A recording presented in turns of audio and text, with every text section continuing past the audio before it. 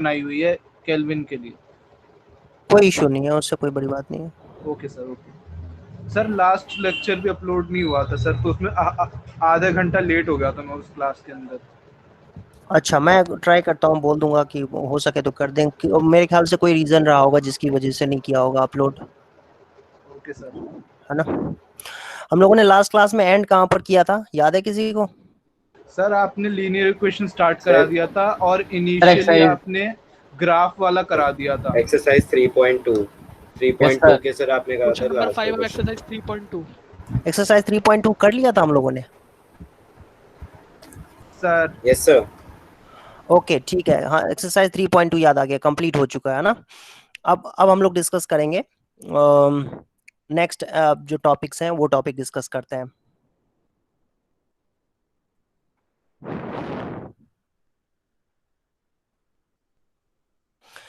Next topic है solving linear equations, है ना। सॉल्विंग लीनियर इक्वेशंस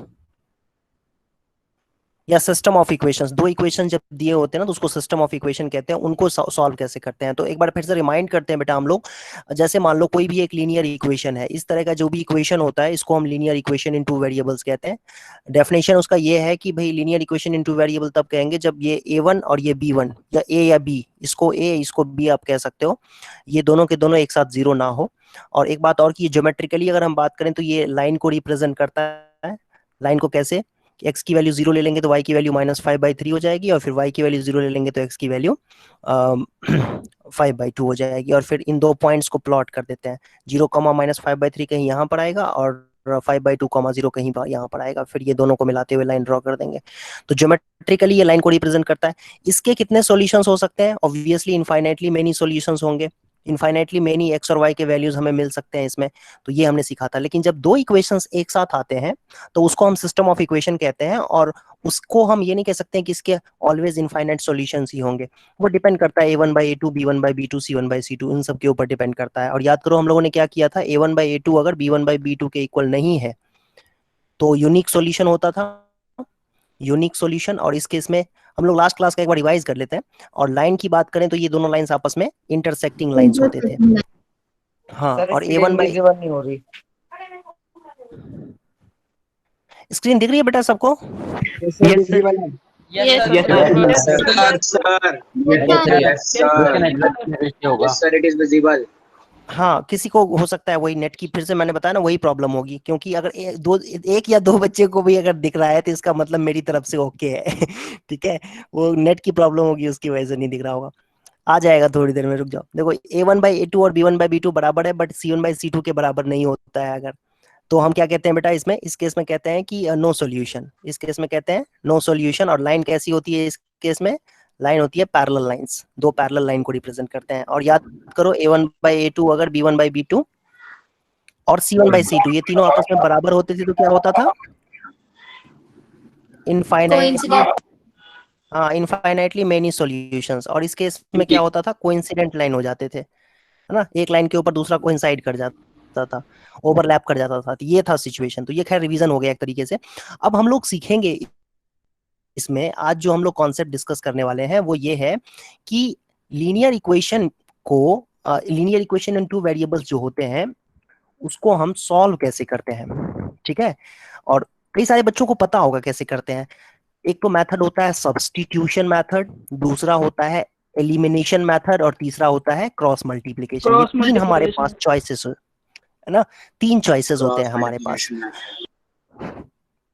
सबसे पहला मेथड हम कह सकते हैं कि सब्स्टिट्यूशन मेथड, ठीक है। दूसरा होता है क्रॉस मल्टीप्लिकेशन, सॉरी एलिमिनेशन, और तीसरा होता है क्रॉस मल्टीप्लिकेशन। तो देखो ये हम पहला एग्जांपल करने जा रहे हैं सब्स्टिट्यूशन मेथड से। सब्स्टिट्यूशन मेथड से लीनियर इक्वेशन को कैसे सॉल्व करते हैं, देखो ध्यान से। लीनियर इक्वेशंस को, किसी भी एक इक्वेशन से कोई भी एक वेरिएबल, ठीक है, कोई भी किसी, पहले तो कोई एक इक्वेशन अपनी मर्जी से जो आपको अच्छा लगे चूज कर लो, इक्वेशन 1 चाहे इक्वेशन 2, और उसमें से आपको जो भी वेरिएबल अच्छा लगे वो चूज कर लो, ठीक है। जैसे आप देखो, अब मैं यहां से बात करूं, मुझे ये इक्वेशन थोड़ा सिंपल लग रहा है, तो इसको मैं अगर देखूं तो इसको मैं x को मैं 3 - 2y लिख सकता हूं, है ना। और x की वैल्यू जो निकली हुई है वो उसको मैं उठा करके पहले वाले इक्वेशन में पुट कर देता हूं, ठीक है, यही कहलाता है सब्स्टिट्यूशन मेथड। अब मुझे ऐसा लगता है कि x is equal to 3 minus 2y put करना ज्यादा आसान है। अगर मैं y की वैल्यू निकालता तो y की वैल्यू 3 माइनस एक्स अपॉन में 2 होता, जो कि थोड़ा कॉम्प्लिकेटेड लग रहा है मुझे। और मैं इस इक्वेशन को अगर चूज करता और फिर x की वैल्यू निकालता तो 2 प्लस 15y अपॉन में 7 आता, जो मुझे फिर से कॉम्प्लिकेटेड लग रहा है। लेकिन मैं x की बात करूं तो x की वैल्यू निकालना बेटा यहाँ पर मेरे लिए बहुत आसान लग रहा है कि x की वैल्यू हो जाएगी 3 माइनस 2y। और x की वैल्यू 3 माइनस 2y जो होगी बच्चों मेरे, उसको आपको क्या करना है, फर्स्ट इक्वेशन में जो कि 7x minus 15y is equal to 2 है, उसमें आपको रख देना है। ठीक है, x की जगह पे, बस बात खत्म हो गया। सब्स्टिट्यूशन यही कहलाता है। सब्स्टिट्यूट का मतलब तो पता है ना आपको, सब्स्टिट्यूट फिल्टर क्या करता है, एक का काम दूसरा करता है। तो वही चीज है, यहाँ पर x को हम उठा करके इसको x को हम बाहर भेजेंगे, इस x को यहाँ पुट कर देंगे, तो ये 15y इज इक्वल टू 2 आ जाएगा। और आगे आपका कैलकुलेशन है। इससे हुआ क्या कि बेसिकली हमने क्या किया, हमारे पास दो इक्वेशंस, दो वेरिएबल्स हैं। पहले सेकंड इक्वेशन में से एक वेरिएबल को हमने दूसरे वेरिएबल के टर्म में कन्वर्ट कर दिया, और फिर कन्वर्ट करने के बाद वही वेरिएबल पहले इक्वेशन में सब्स्टिट्यूट कर दिया। तो यही कहलाता है सब्स्टिट्यूशन मेथड, जो सभी बच्चे जानते भी होंगे पहले से। अब आगे सिंप्लीफाई करें तो 7 इंटू 3 कितना होगा, 21, और 7 टू जा कितना होता है, 14y minus 15y is equal to 2। फिर क्या होगा बच्चों, 14 और 15 कितना होता है, 29। हाँ 29 21 जो राइट साइड में जाएगा तो 2 में से माइनस होके कितना बनेगा बेटा, 19, माइनस 19, आई एम सॉरी। तो 29y is equal to minus minus 19। तो y की वैल्यू कितनी हो गई, 19/29। क्यों, माइनस से माइनस कैंसिल भी तो हो जाएगा, माइनस से माइनस कैंसिल भी हो जाएगा, तो y की वैल्यू 19/29 आ जाएगी। बेटा यही आपका y की वैल्यू है। लेकिन y की वैल्यू निकालने से बात नहीं बनेगी, आपको x की वैल्यू भी निकालनी पड़ेगी। तो क्या करेंगे, नेक्स्ट स्टेप में क्या करेंगे, देखो ध्यान से। नेक्स्ट स्टेप हमें ये कर रहा है कि अब हमें x की वैल्यू निकालनी है, और x की वैल्यू फ्रॉम इक्वेशन 1, ये हम इक्वेशन 1 इसको बोल देते हैं। ये जो ऊपर में लिखा हुआ है ना, x is equal to 3 minus 2y, उसको हम कह देते हैं ये हमारा इक्वेशन 1 है। और इसमें y की वैल्यू जो अभी अभी निकाली है ना, वो सब्स्टिट्यूट कर दो। कितना निकाला हमने, 19/29, तो 3 माइनस 38/29 हो गया। और इसको सिंप्लीफाई करेंगे तो एलसीएम होएगा 29, और फिर 9 3 27, 87 8 38, 87 माइनस और ये आ गया आपका 49 अपॉन 49 upon 29 यही आंसर है। y की वैल्यू 19/29, y की वैल्यू 19/29 एंड x की वैल्यू 49/29। तो यही आपका आंसर है। x और y दोनों की वैल्यू निकालनी थी, निकाल दिया, काम कंप्लीट हो गया। तो सब्स्टिट्यूशन मेथड में किसी को कंफ्यूजन तो नहीं है, कमेंट बॉक्स में लिख के बताओ कंफ्यूजन है तो, और नहीं है तो अच्छी बात है, मत लिखो। कई सारे बच्चों ने पहले से आंसर लिखा हुआ है, हालांकि इसमें कुछ बच्चों के आंसर मिस्टेक भी हैं, गलत भी हैं। उद्देश्य का आंसर गलत आ रहा है, आदित्य सिन्हा का आंसर सही है। की भी वैल्यू ले सकते हैं ना? हाँ हाँ बिल्कुल, मैंने बताया ना ये चीज की कैसे ले सकते हैं, क्यों ले सकते हैं, मैंने बताया ना क्यों लिया मैंने ये, क्योंकि मुझे कॉम्प्लिकेटेड लग रहा था। y की वैल्यू मुझे 3 माइनस एक्स अपॉन में 2 थोड़ा कॉम्प्लिकेटेड लग रहा था, ये मुझे बड़ा ही सिंपल सा कह सकते हैं, सीधा साधा वैल्यू लग रहा था, तो इसलिए मैंने ये पिक किया है। ठीक है, वो ऐसे ले सकते हैं वो। नेक्स्ट एग्जांपल देखते हैं, नेक्स्ट मेथड देखते हैं। सॉरी, इस चीज को आप वेरीफाई भी कर सकते थे वैसे। नेक्स्ट मेथड कहाँ है भाई, एनसीईआरटी में नहीं दिया हुआ है, अगला है क्या, एलिमिनेशन आगे है। ओके ठीक है, एक काम करते हैं ना बेटा, इसी क्वेश्चन को क्यों ना हम एलिमिनेशन से भी कर दें। इसी क्वेश्चन को एलिमिनेशन से भी करते हैं, नहीं क्या कहते हो? यस सर, नया एग्जांपल दे दें। yes, चलो तुम्हारी बात ही मान लेते, लो तुम्हारी बात भी मान लेते हैं, ये लो नया एग्जांपल ही लिख देते हैं। और एनसीईआरटी से ही क्यों ले, अपनी मर्जी से ऐसे कुछ भी लिख सकते हैं। दूसरा मेथड है elimination method. Elimination method, elimination method क्या होता है, देखो सबसे पहले तो हमारे पास दो इक्वेशंस होनी चाहिए। एक इक्वेशन ले लिया मैंने x plus 2y is equal to 3, और 3 नहीं 13 ले लेते हैं, और दूसरी इक्वेशन ले लेते हैं 3x plus 4y is equal to 17। ठीक है, ये दो इक्वेशंस हैं, इसको हमें सब्स्टिट्यूशन से सॉल्व करना है। तो क्या करेंगे, x की वैल्यू 13 माइनस 2y लेंगे और इसमें पुट कर देंगे यहाँ पर, बट वो नहीं करना है, अभी हमें एलिमिनेशन करना है। तो सुनो ध्यान से, एलिमिनेशन मेथड के लिए आपको ये पता होना चाहिए कि अगर इस तरह का कोई इक्वेशन हो आपके पास, किसी बच्चे ने माइक ऑन कर रखा है, माइक ऑफ बंद कर लो, जब बोलना हो तब ऑन करना, ठीक है।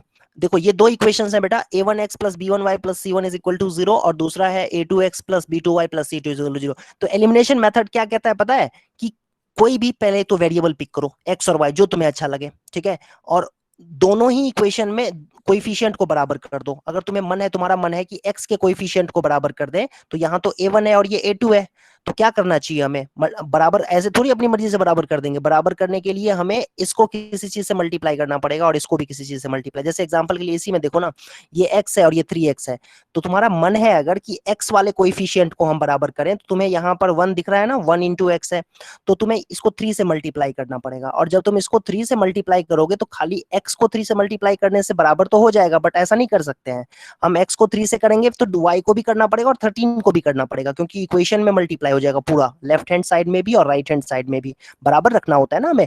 तो ये इक्वेशन है, तो हमें कोएफिशिएंट को बराबर करने के लिए x के कोएफिशिएंट को पहले 3 से मल्टीप्लाई करना होगा, और खाली x के कोएफिशिएंट को नहीं करेंगे, फिर तब y के कोएफिशिएंट को भी 3 से करेंगे और 13 को भी करेंगे राइट हैंड साइड में जो है, ठीक है, तो उससे कोई फर्क नहीं पड़ेगा।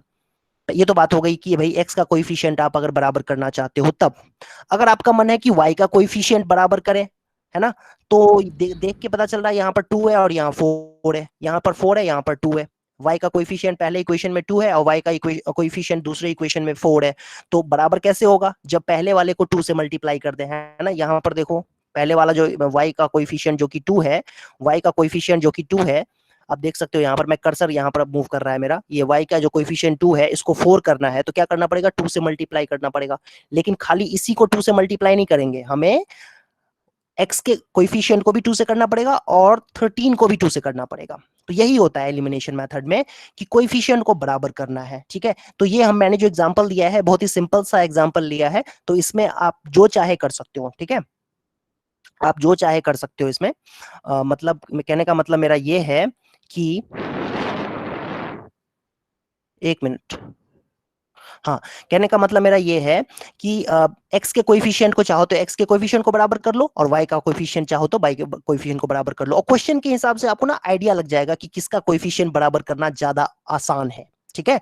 तो अगर मैं बात करूं तो ये मेरा पहला इक्वेशन है, फर्स्ट इक्वेशन, और ये अगर सेकंड इक्वेशन है, तो एलिमिनेशन मेथड में कोएफिशिएंट को पहले बराबर करना होता है। तो टू एलिमिनेट वन वेरिएबल, है ना, one variable we have to, ये मैं ऐसे ही लिख रहा हूं, तुम लोगों को नहीं लिखना होता है, ये मैं समझाने के लिए लिख रहा हूं, we have to equate coefficients, shortcut में कोएफिशिएंट्स ऑफ दैट वेरिएबल। मतलब हमें एलिमिनेट करने के लिए उस कोएफिशिएंट, उस वेरिएबल का कोएफिशिएंट हमें इक्वेट करना पड़ेगा, बराबर करना पड़ेगा, ठीक है। तो कैसे होगा बराबर, तो वो दिख रहा है यहाँ पर कि 3 से मल्टीप्लाई करके। मान लो मैंने x को एलिमिनेट करना चाहा तो क्या करना पड़ेगा, उसके लिए मुझे फर्स्ट इक्वेशन को 3 से मल्टीप्लाई करना पड़ेगा। तो हमारे पास क्या इक्वेशन आ जाएगी बेटा, 3x plus 6y, first equation को, ये फर्स्ट इक्वेशन है, उसको 3 से मल्टीप्लाई किया है, तो आपके पास जो इक्वेशन आएगी वो ये आएगी 39, है ना। 3x plus 6y is equal to 39, correct है। ये आपके पास इक्वेशन आ गई जो थर्ड इक्वेशन है, and this third equation is equivalent to first equation. इसमें किसी को कोई डाउट नहीं होना चाहिए कि फर्स्ट ये equation and third equation are equivalent, because हमने क्या किया है इसमें थ्रू आउट, पहले इक्वेशन में थ्रू आउट हमने क्या किया है, 3 से मल्टीप्लाई कर दिया, इस फर्स्ट इक्वेशन को 3 से मल्टीप्लाई कर दिया है, तो ये 3x प्लस 6y इज 39 हो जाएगा, ठीक है। अब क्या करेंगे, इसके बाद सेकेंड में से थर्ड को माइनस कर देते हैं, सेकेंड में से थर्ड को माइनस कर देते हैं। हमने क्या किया यहाँ पर, सेकेंड में से थर्ड को माइनस कर दिया, या ऐसे रुको एक मिनट करते हैं, सेकेंड माइनस थर्ड इक्वेशन, ये जो ये सर्कल के अंदर लिखते हैं ना वो इक्वेशन को रिप्रेजेंट कर रहा है, और खाली 3 लिखा हुआ है यहाँ पर, देख सकते हो आप, यहाँ पर खाली 3 लिखा हुआ है, केवल ओनली 3 लिखा हुआ है, तो वो नंबर है, और ये इक्वेशन है जो सर्कल के अंदर है, वो एक इक्वेशन है, ये सर्कल है ना, सर्कल के अंदर, तो इक्वेशन को रिप्रेजेंट कर रहा है। फर्स्ट इक्वेशन ये रहा, सेकेंड इक्वेशन ये रहा, ठीक है, और थर्ड इक्वेशन ये रहा आपका।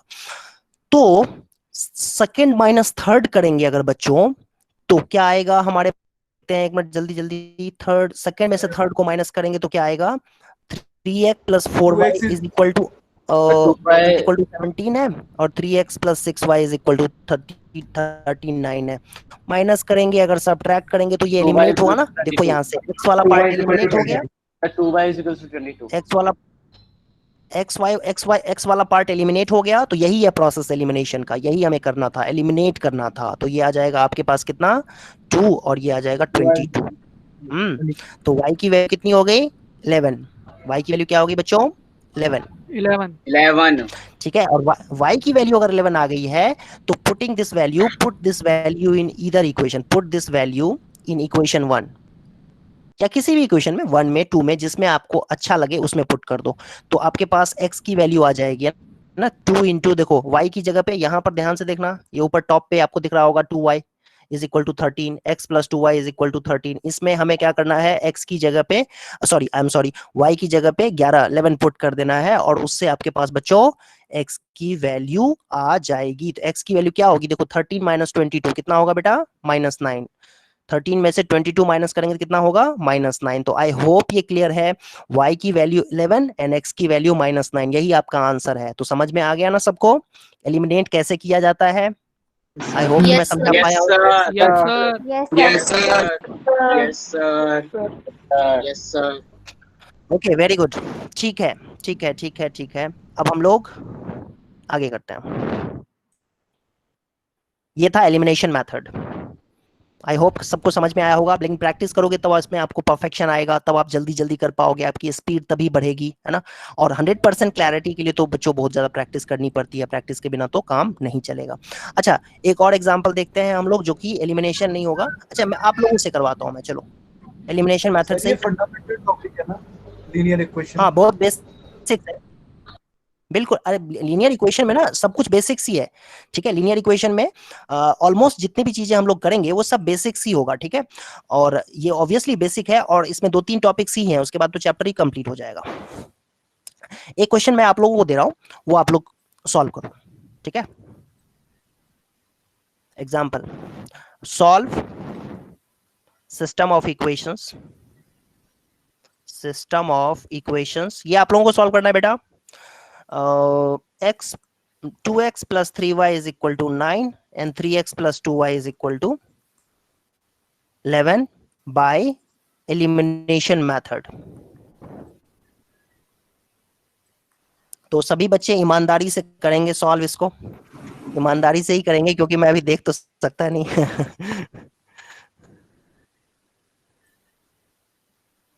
Sir please increase speed, what speed, क्या करूं, दौड़ के कराऊं मैं?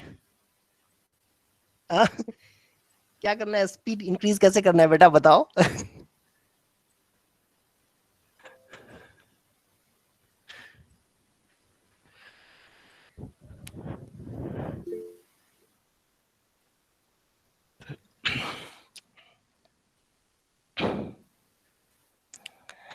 आ गया आंसर सुब्रोश्री पाल?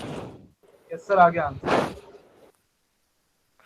अच्छा, स्पीड इंक्रीज अभी नहीं कर सकते हैं, उसका रीजन, बच्चे ने पूछा नहीं मुझसे, फिर बोला नहीं उसने, तो मैं बता देता हूँ, क्योंकि मुझे सभी बच्चों का ध्यान रखना है, खाली स्मार्ट बच्चे जो जल्दी जल्दी कर लेते हैं उनका ही खाली ध्यान नहीं रखना है मुझे। ठीक है, मुझे सभी बच्चों का ध्यान रखना है, जो कि बिल्कुल जिन्होंने कभी किया ही नहीं है वो ये चैप्टर, उनका भी ध्यान रखना है।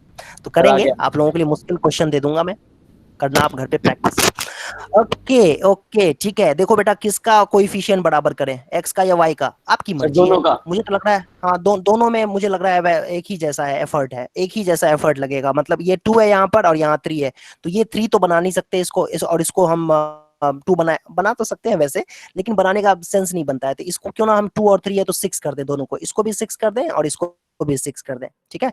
तो कैसे करेंगे, फर्स्ट इक्वेशन को, ये जो फर्स्ट इक्वेशन है और ये सेकेंड इक्वेशन है, फर्स्ट इक्वेशन को 3 से मल्टीप्लाई कर देते हैं, और सेकेंड इक्वेशन को, और उसमें से माइनस कर देंगे, सेकेंड इक्वेशन को 2 से मल्टीप्लाई करके माइनस कर देते हैं। तो फर्स्ट इक्वेशन को जब 3 से मल्टीप्लाई करेंगे फर्स्ट इक्वेशन को 3 से मल्टीप्लाई करना है, सेकंड इक्वेशन को 2 से मल्टीप्लाई करना है, और फिर उसके बाद जो रिजल्ट आएगा उसको आपस में सब्ट्रैक्ट कर देंगे। तो फर्स्ट इक्वेशन को 3 से मल्टीप्लाई करोगे तो कितना आएगा, 6x प्लस 3 से मल्टीप्लाई करेंगे बेटा क्या आएगा, ये 3 3 जा 9y, और 3 से मल्टीप्लाई 27 आएगा, 9 को मल्टीप्लाई करेंगे तो। और फिर सेकंड इक्वेशन में 3x प्लस 2y है, तो 3x को बेटा 2 से आप मल्टीप्लाई करोगे तो क्या आएगा, 6x plus 4y is equal to 22, और माइनस करेंगे तो माइनस माइनस माइनस, ये कैंसिल हो गया। यही होता है एलिमिनेशन, हो गया ना एलिमिनेट x वाला टर्म, तो ये आएगा आपका 5y, और इधर की तरफ आएगा 5y, और ये y की वैल्यू आ जाएगी। अच्छा आंसर आ गया, वैसे मैंने रैंडमली क्वेश्चन दिया था बट आंसर बड़ा अच्छा आ गया, y की वैल्यू 1 आ गया। अब y की वैल्यू 1 जो आ गया है, तो हम यही काम करेंगे, put y is equal to 1 in equation 1 या 2, जिसमें आपकी मर्जी हो, किसी भी इक्वेशन में पुट कर दो। तो जब इक्वेशन 1 में पुट करोगे तो इक्वेशन 1 कहता है आपके पास 2x प्लस 3y, y की जगह 1 रखेंगे, इक्वल टू 9, और 2x इज इक्वल टू 9 में से 3 माइनस होगा तो 6 हो जाएगा, तो x की वैल्यू 3 आ जाएगी। तो x की वैल्यू 3 एंड y की वैल्यू 1, यही आपका आंसर है। x is equal to 3, y is equal to 1। I hope ये सबको समझ में आ गया होगा, किसी को कोई डाउट नहीं है? कई सारे बच्चों ने आंसर भी दिया हुआ है, मैक्सिमम बच्चों ने, Yes, sir. मैक्सिमम बच्चों ने आंसर भी दिया हुआ है, वेरी गुड। ठीक है, अब हम लोग एक, हाँ बोलो।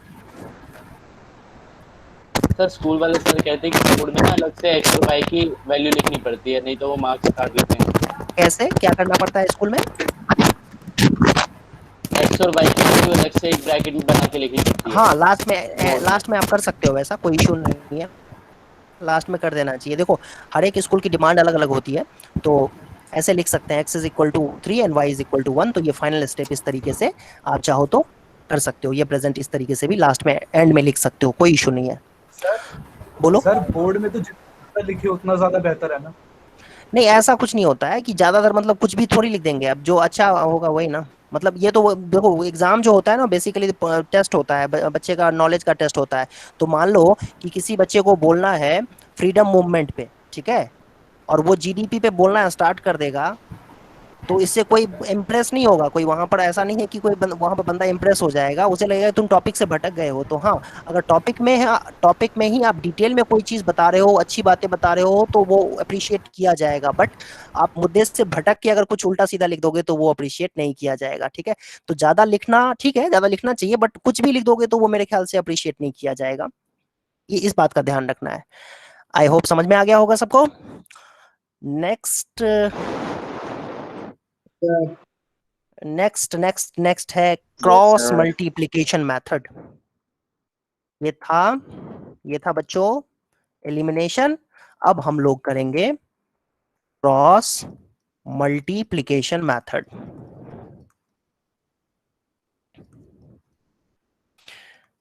ये चैप्टर बेटा बहुत आसान चैप्टर है, और इसमें कॉन्सेप्ट्स भी वेरी लिमिटेड हैं, और मेरे ख्याल से इसमें समझाने लायक ज्यादा कुछ है भी नहीं। क्रॉस मल्टीप्लिकेशन मेथड देखते हैं, और ये भी क्या है, ये तरीका है सॉल्व करने का। जैसे हमने पहले देखा सब्स्टिट्यूशन मेथड, फिर देखा एलिमिनेशन जो अभी अभी किया है, तो वो क्या था, वो एक प्रोसेस था, मेथड था सॉल्व करने का। किसको? लीनियर इक्वेशन इनटू वेरिएबल्स वाले सिस्टम ऑफ इक्वेशन को। जब दो इक्वेशंस हमारे पास होते थे तो उनको कैसे सॉल्व करेंगे, उसके लिए हमारे पास ये टूल है एक तरीके से।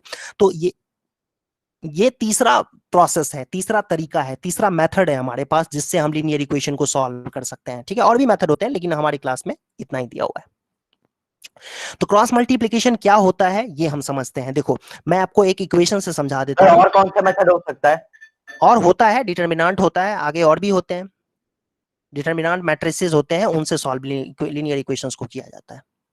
मैं समझ रहा था, मैंने इसलिए मुझे बोला जब मैं ना, मैं तो गलत मुंह से निकल गया, क्योंकि बच्चा अभी पूछने ही वाला होगा कि और कौन सा मेथड होता है, because they are more interested in the topic outside their syllabus.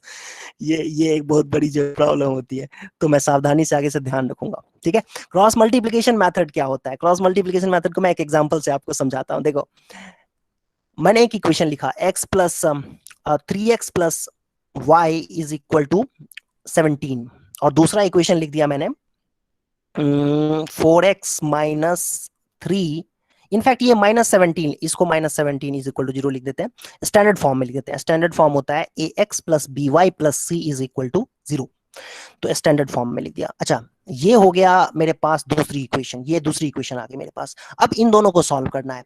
तो एलिमिनेशन से अगर आपको करना, सॉरी सब्स्टिट्यूशन से करना होता तो y की वैल्यू यहां से आप निकाल लेते, है ना। देखो यहां से सब्स्टिट्यूशन से अगर आपको करना होता तो पहले इक्वेशन से बेटा आप लोग y की वैल्यू निकाल के और दूसरे इक्वेशन में पुट कर देते, फिर आ जाता। एलिमिनेशन से करना होता तो किसी भी कोएफिशिएंट को, चाहे x का कोएफिशिएंट चाहे y का कोएफिशिएंट को बराबर करके एलिमिनेट करके सॉल्व कर लेते, ठीक है। अब क्रॉस मल्टीप्लिकेशन में क्या करना होता है, तो क्रॉस मल्टीप्लिकेशन में आप रफ में एक काम करो, ये देखो a1x प्लस b1y। अभी बच्चे कोई कमेंट नहीं करेगा क्योंकि ये मैं राइट साइड में लिख रहा हूं ना स्क्रीन पे, तो आपको दिखने में दिक्कत होगी, तो अभी कमेंट मत करना कोई।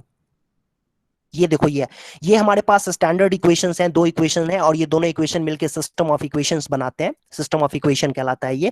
तो इसको सॉल्व करने के लिए रफ में ना एक काम करना आप लोग, वैसे तो प्रैक्टिस करने के बाद आप रफ में करने की जरूरत नहीं पड़ेगी, स्टार्टिंग में करने की जरूरत पड़ेगी। देखो क्या करना होता है, ये लिखो यहां से y के कोएफिशिएंट से स्टार्ट करो, y के कोएफिशिएंट से स्टार्ट करो, b1 b2 फिर c1 c2 आएगा, फिर a1 a2 आएगा, फिर b1 b2 आएगा, ठीक है। ये चार चीजें लिखनी होती है, चार कॉलम्स लिखने होते हैं, ठीक है। b1 b2 फिर c1 c2 फिर a1 a2 और फिर b1 b2, ठीक है। इस तरीके से चार कॉलम्स लिखने होते हैं। आई होप ये समझ में आया होगा सबको। ये चार कॉलम्स आपको बनाने हैं, b1 से स्टार्ट करना है। b1 का मतलब b1 बोले तो y के कोएफिशिएंट से, y के जो कोएफिशिएंट्स हैं जैसे b1 b2 है तो b1 b2 से स्टार्ट करना है, फिर c1 c2 आएगा, फिर a1 a2 आएगा, फिर b1 b2 आएगा और इनको आपस में क्रॉस मल्टीप्लाई करना है इस तरीके से, b1 का c2 से, c1 का a2 से, फिर a1 का a2 से। देखो आप क्या करेंगे, है ना, बाय क्रॉस मल्टीप्लिकेशन मेथड करना क्या होता है, ये रफ में लिख लेना बेटा, ये रफ में लिखना है आपको, ये समझने के लिए है, रफ में लिख लेना आप लोग। वैसे आप लोग स्कूल में अगर मान लो रफ में लिख करके डायरेक्टली आप आंसर में भी लिख देते हो ये वाला पार्ट, तो मार्क्स नहीं कटेंगे क्योंकि टीचर समझ उतना दिमाग नहीं लगाते हैं इसमें कि भाई इसमें मार्क काटना है। तो करना क्या होता है, देखो सबसे पहला काम करना है x अपॉन में इक्वल टू लिखना है y अपॉन में इक्वल टू लिखना है 1 अपॉन में, ठीक है। अब ये x के नीचे डिनोमिनेटर में जो आएगा ना वैल्यू वो होगा b1c2। अच्छा b1c2 इस केस में अगर हम देखें तो क्या हो जाएगा, मैं इसी को पहले करके दिखा देता हूं, b1c2 और माइनस b2c1, फिर y की वैल्यू हो जाएगी c1a2, अगले वाले में y है, y वाले में ये वाला पार्ट लिया जाएगा, c1a2 माइनस c2a1, ये c2a1 देखो ध्यान से c2a1 और फिर 1 अपॉन में लिखेंगे बेटा, अभी समझ में आ जाएगा, घबराना मत बिल्कुल, ठीक है, अभी समझ में आ जाएगा। a1 b2 ये रहा ना a1, ये है ना a1 और a1 को b2 से करेंगे मल्टीप्लाई और माइनस a2 b1, ये प्रोसेस करना है हमें। क्रॉस मल्टीप्लिकेशन से क्या करना होता है, हमें x लिखेंगे उसके डिनोमिनेटर में ये b1c2 माइनस b2c1, ठीक है। फिर उसके बाद क्या करना होगा, एक मिनट कलर चेंज कर लेते हैं तो अच्छा दिखेगा, ठीक है। सबसे पहले x लिखेंगे उसके डिनोमिनेटर में क्या आएगा b1c2, ये रहा b1c2 और फिर उसमें से b2c1 को माइनस कर देना होता है। नेक्स्ट लिखेंगे y और डिनोमिनेटर में क्या आएगा c1a2 और c2a1, फिर 1 लिखेंगे, 1 यहां पर 1 आएगा, माइनस 1 नहीं 1 खाली 1 और इसमें लिखेंगे a1 b2, ये क्या है बेटा, ये a1 था मत भूलना, ये a1 था, तो a1 b2 minus a2 b1, ये है ना, ये इस तरीके से लिख देंगे। अच्छा अगला स्टेप क्या होगा इसमें, अगला स्टेप इसमें ये होगा कि आपको अब आगे क्या करना है इसमें, देखो अब तो सॉल्व करना बहुत ही आसान हो गया। कैसे सॉल्व करना आसान हो गया देखते हैं अभी, एक मिनट, सॉल्व करना बहुत आसान हो गया। अब यहां से पहले वाले को और आखिरी वाले को पिक कर लो, x बाई b2c1 मतलब पहला पार्ट जो कि x1 बाई b2c1 है और ये लास्ट वाला पार्ट जो है वो 1 by a1 b2 minus a2 b1 है, इन दोनों को इक्वल, क्योंकि बराबर है ना, x upon b1 c2 minus b2 c1 is equal to 1 upon a1 b2 minus a2 b1। तो बेटा यहां से x की जो वैल्यू आएगी क्रॉस मल्टीप्लिकेशन से, क्योंकि ये दोनों बराबर हैं तो इक्वेट करेंगे तो यह आ जाएगा b1 c2 minus b2 c1 by a1 b2 minus a2 b1, है ना। और सिमिलरली ये y वाला पार्ट भी आपस में इक्वल है तो y को क्या लिख सकते हैं बच्चों, y को आप लिख सकते हो c1 क्रॉस मल्टीप्लिकेशन से c1a2 माइनस c2a1 अपॉन में a1 b2 minus a2 b1, ठीक है। तो यही आपका सॉल्यूशन होता है, लीनियर इक्वेशन इनटू वेरिएबल का बेटा यही आपका सॉल्यूशन होता है। ये जो दो वेरिएबल में आपको इक्वेशंस दिख रहे हैं ना ऊपर टॉप पे देखो ये जो इक्वेशंस दिख रहे हैं, इसका अगर सॉल्यूशन की बात करें हम, तो यही x is equal to y और x is equal to b1 c2 minus b2 c1 by a1 b2 minus a2 b1 और y की value c1 a2 minus c2 a1 bye a1 b2 minus a2 b1, यही solution होता है। और कैसे निकलता है? कोएफिशिएंट्स को अरेंज करके, कोएफिशिएंट्स को अरेंज करके, कोएफिशिएंट को अच्छे तरीके से मैंने जैसे एक्सप्लेन किया वैसे अरेंज कर लो, और फिर ये आप क्रॉस मल्टीप्लिकेशन से ये क्रॉस मल्टीप्लाई हुआ ना, b1 का c2 से क्रॉस मल्टीप्लिकेशन हुआ है, फिर b2 का c1 से क्रॉस मल्टीप्लिकेशन हुआ है, फिर c1 का a2 से, c2 का a1 से क्रॉस मल्टीप्लिकेशन से, इस तरीके से आपके पास 3 इक्वेशंस आए। इनफैक्ट इक्वेशन आएगी इस तरीके से जो कि x y और कांस्टेंट में होगी, तो x की वैल्यू और y की वैल्यू यहां से आप इजीली फाइंड आउट कर सकते हो, निकाल सकते हो। हाँ बोलो सर। एग्जाम में डायरेक्ट ये नीचे जो आपने फॉर्मूला डिराइव किया x इक्वल टू, तो डायरेक्ट इसमें वैल्यू पुट करके आंसर निकालना होगा? नहीं, एग्जाम में डायरेक्टली पुट करके आंसर वैल्यू नहीं निकालना होगा। मैं बता रहा हूँ कि एग्जाम में आप कैसे करना चाहिए आपको। वैसे एग्जाम में ये अगर डायरेक्टली ये फार्मूला पुट नहीं करना, ये आप इसको इस तरीके से लिख करके और फिर वैल्यू पुट करोगे तो भी चलेगा, कोई इशू नहीं है, ठीक है। और एक दूसरी बात ये, इंपॉर्टेंट बात ये कि इसमें क्रॉस मल्टीप्लीकेशन से कभी लिखा थोड़ी रहता है, क्रॉस मल्टीप्लीकेशन से सॉल्व करो, लिखा नहीं रहता है ना उसमें, आई थिंक, है ना, लिखा नहीं रहता है। हमारी टीचर कह रही थी कि रेयरली ऐसा क्वेश्चन आता है जिसमें लिखा होता है कि बाय क्रॉस मल्टीप्लिकेशन। नहीं पूछते, ऐसे नहीं पूछते, उनका पर्पस ये नहीं होता है, ठीक है। तो सर किसी भी मेथड को अप्लाई कर सकते हैं? बिल्कुल बिल्कुल, तीनों में से किसी भी मेथड को अप्लाई कर सकते हो तुम, कोई इशू नहीं है, तीनों में से कोई भी मेथड यूज कर सकते हो।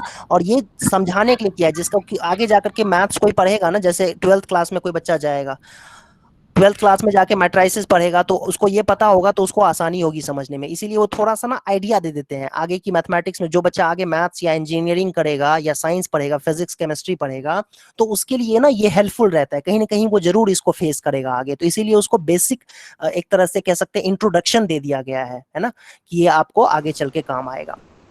सर इसको करके आंसर कैसे आ जाता है? इसको करके आंसर आता है, किस तरीके से आता है, देखो ना, क्रॉस मल्टीप्लिकेशन जो आया हुआ है, ये क्रॉस मल्टीप्लिकेशन से आया हुआ है आंसर। अब कैसे आया हुआ है ये चीज अभी स्कोप से बाहर की चीज है, ठीक है। ये कैसे आया हुआ है ये तुम लोग आगे क्लासेस में सीखोगे, अभी उस स्टेज में मैं एक्सप्लेन नहीं कर सकता हूँ। क्यों? क्योंकि ये मैट्रिसेस का क्वेश्चन हो गया कि कैसे आ जाता है, ठीक है। आता है, बस ये समझ लो कि ये इस तरीके से आता है, क्रॉस मल्टीप्लाई करके आ जाता है। हालांकि एक बात और भी है कि तुम इस तरीके से देखो, जो निकाला हुआ है ना, तुम अपने आप को सेटिस्फाई करने के लिए कह सकते हो, अपने क्वेश्चन का आंसर जो तुमने पूछा हुआ है उसको जस्टिफाई करने के लिए, या उसको अपने डाउट को क्लियर करने के लिए, तुम इसको लीनियर सब्स्टिट्यूशन मेथड से सॉल्व कर लो, ठीक है। सब्स्टिट्यूशन मेथड से सॉल्व कर लो, यही आंसर आएगा, ठीक है। और ये मेथड अगर आता है तो हम कह सकते हैं कि अच्छा देखो, ये मेथड आएगा तो मैं तुम्हें एक कह सकते हो कि एक उतना अच्छा नहीं बट तुम्हें मैं एक लॉजिक दे सकता हूं कि ये कैसे आया हुआ है। देखो, x की वैल्यू सब्स्टिट्यूशन मेथड से y की वैल्यू निकाल लो पहले, ठीक है, निकाल लिया तुमने। अब तुम ये करो कि तुम x बाय, तुमने ये निकाला हुआ है ना, ये पहले से x की वैल्यू निकाल रखा है तुमने, तो ये b1 c2 minus b2 c1 is equal to 1 by a1 b2 minus a2 b1 लिख सकते हो तुम इसको, है ना। जब तुम्हारे पास x की ये वैल्यू है तो क्रॉस मल्टीप्लिकेशन से तुम ऐसे लिख सकते हो। और सिमिलरली तुम y by c1 a2 minus c2 a1 is equal to 1 by a1 minus a1 b2 minus a2 b1 लिख सकते हो फिर, ठीक है, यहां से इस तरीके से, ठीक है। और फिर तुम ये कहोगे कि अच्छा ये कैसे आया हुआ है, ये तो b1 c2 को मल्टीप्लाई करके आया हुआ है, ये b1 c2 को मल्टीप्लाई करके आया हुआ है, और ये कैसे आया है, b2 c1 को मल्टीप्लाई करके आया हुआ है, ठीक है। ये a1 b2 कैसे आया हुआ है, a1 b2 आया हुआ है, इन दोनों को मल्टीप्लाई करके इस तरीके से, है ना। और फिर अपने आप को तुम कह सकते हो कि अच्छा इस तरीके से आया हुआ है, दैट मीन्स ये जो आंसर हमने सब्स्टिट्यूशन मेथड से निकाला था, ये एक और तरीका है, एक और लॉजिक है जिससे ये जस्टिफाई किया जा सकता है या एक्सप्लेन किया जा सकता है, तो उसी को हम कह सकते हैं क्रॉस मल्टीप्लिकेशन मेथड, ठीक है। तो इस तरीके से आप अपने आप को सेटिस्फाई कर सकते हो, आंसर अपने आप को आप दे सकते हो कि ये इस तरीके से आता है। सर बेस्ट मेथड कौन सा है? हाँ, कोई बेस्ट मेथड नहीं होता है, सारे मेथड बेस्ट है। एलिमिनेशन और सब्स्टिट्यूशन थोड़े आसान होते हैं, जिसको इसमें एक्सपर्टीज हो जाती है ना क्रॉस मल्टीप्लिकेशन में, वो क्रॉस मल्टीप्लिकेशन ही उसको आसान लगता है, सर। ठीक है। क्रॉस मल्टीप्लिकेशन में टाइम सबसे ज्यादा सेव होता है उन दोनों के मुकाबले, क्योंकि उन दोनों में सॉल्विंग है। हाँ ठीक है सर। इसमें भी पर बहुत सारा मल्टीप्लाई करना होता है, मल्टीप्लाई सब्ट्रैक्ट। हाँ हाँ, क्रॉस मल्टीप्लिकेशन मेथड सबसे आसान है अगर इसमें पकड़ आ गई तो, समझ आ गई तो, नहीं तो फिर ये बहुत ही कॉम्प्लिकेटेड भी लगता है बच्चों को। इसमें सबसे कम टाइम लगेगा और इसमें आंसर गलत होने के चांसेस भी बहुत कम रहते हैं।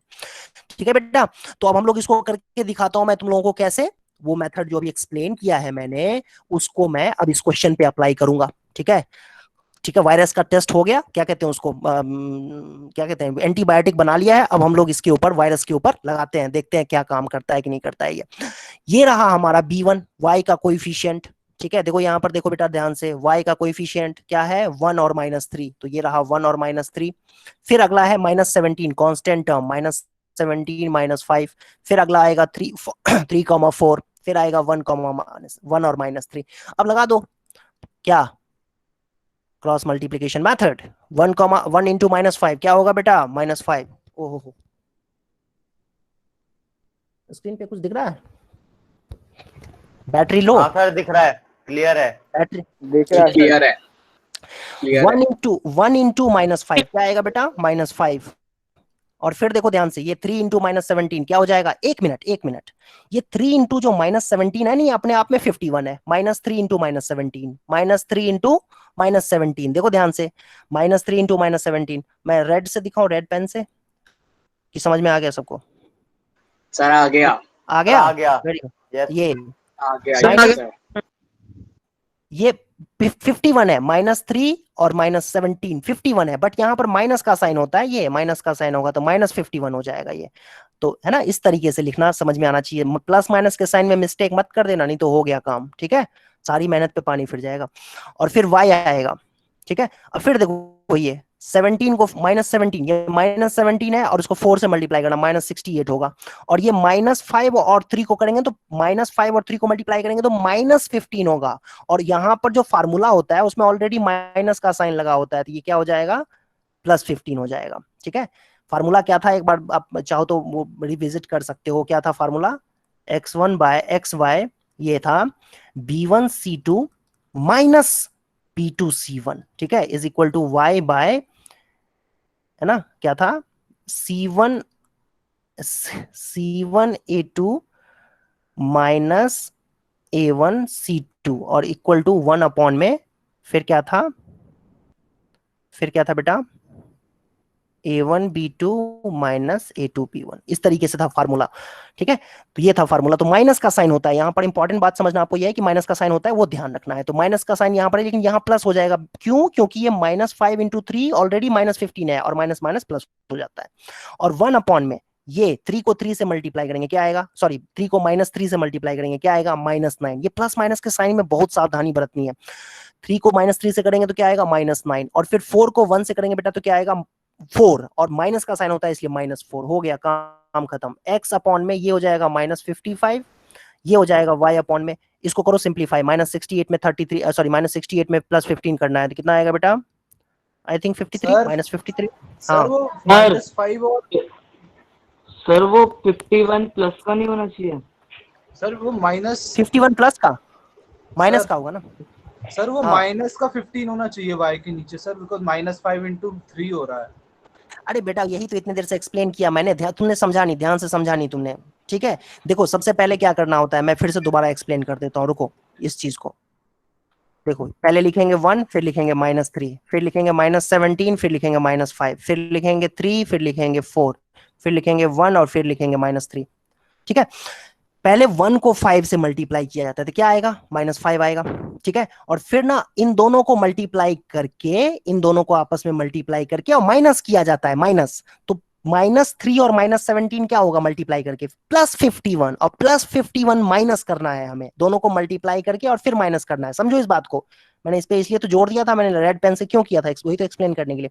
फिर अगला स्टेप, y अपॉन में इस -17 को 4 से मल्टीप्लाई करना है, -17 को 4 से मल्टीप्लाई करेंगे तो -68 आएगा। ठीक है, और फिर उसमें से ना माइनस करना है किसको, इन दोनों को मल्टीप्लाई करके, तो -5 और 3 को मल्टीप्लाई करेंगे तो -15 आएगा, और -15 में माइनस करना है तो क्या हो जाएगा, +15। ठीक है, और फिर 1 अपॉन में 3 को -3 से करेंगे तो -9 आएगा, और फिर 1 को 4 से करेंगे तो 4 आएगा, लेकिन यहां पर माइनस होगा, क्यों, क्योंकि 1 इंटू 4 होता है, और 4 मतलब +4, और +4 में माइनस लगाना है तो प्लस माइनस माइनस होता है, तो इस तरीके से करना था। आई होप समझ में आया। यस सर, समझ में आ गया। Yes sir. तो x की वैल्यू बेटा इससे निकालेंगे। यस देखो सर। ये ना x बाई -55 को 1/13 लिखना है, तो x की वैल्यू हो जाएगी, तुम लोग अब थोड़ा दिमाग खुद से चलाओ, 15/13 होगा, और y की वैल्यू 53/13 होगा। यही आंसर है, हो गया खत्म।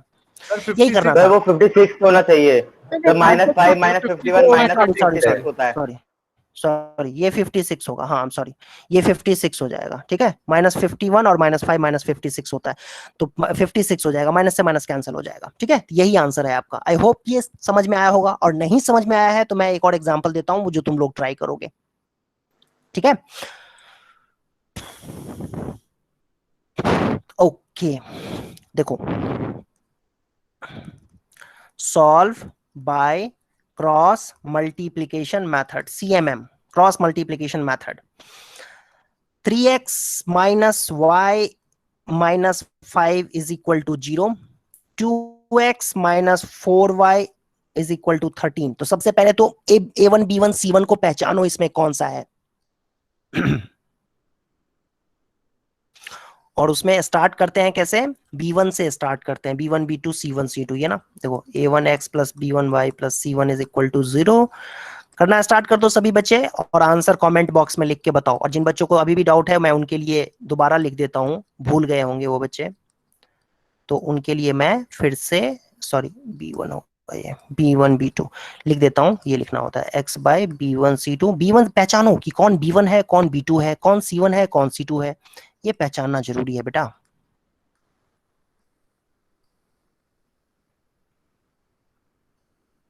ये रहा, हो गया, ठीक है। तो जिन बच्चों के लिए डिफिकल्टी नहीं है, जो समझ में आ गया होगा, वो आंसर निकाल के बताओ।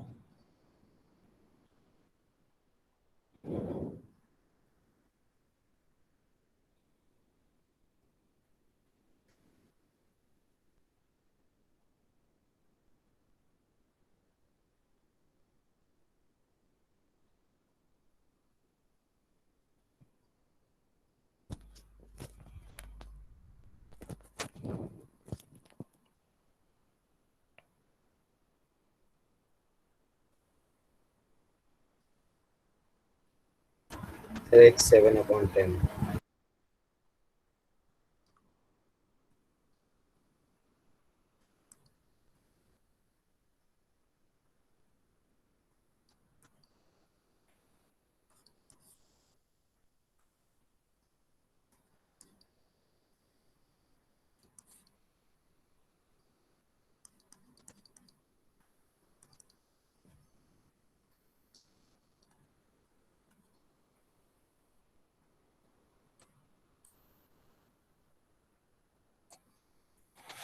ओके देखो, अब आप लोगों में से जिसने कर लिया है, वेरी गुड।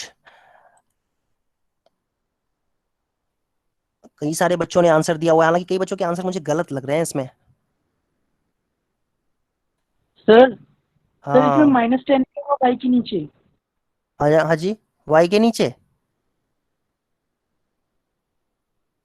हाँ तुमने सही पकड़ा है, यहाँ पर बिल्कुल -10 होगा यहाँ पर, बिल्कुल सही बात। हाँ देखो बच्चों, जिनको समझ में नहीं आया वो ध्यान से देखो।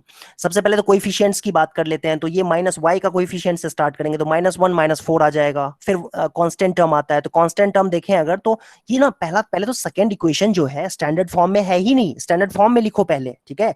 स्टैंडर्ड फॉर्म में कैसा दिखेगा पता है, ये मैं लिख देता हूँ, 2x - 4y - 13 is equal to 0। तो C1 जो आया बेटा, सॉरी C2 जो आया वो -13 आया, तो -13 यहां लिख दिया मैंने। फिर है A1 A2 का मतलब 3 2 है ना, ये 3 2 आ गया आपके पास।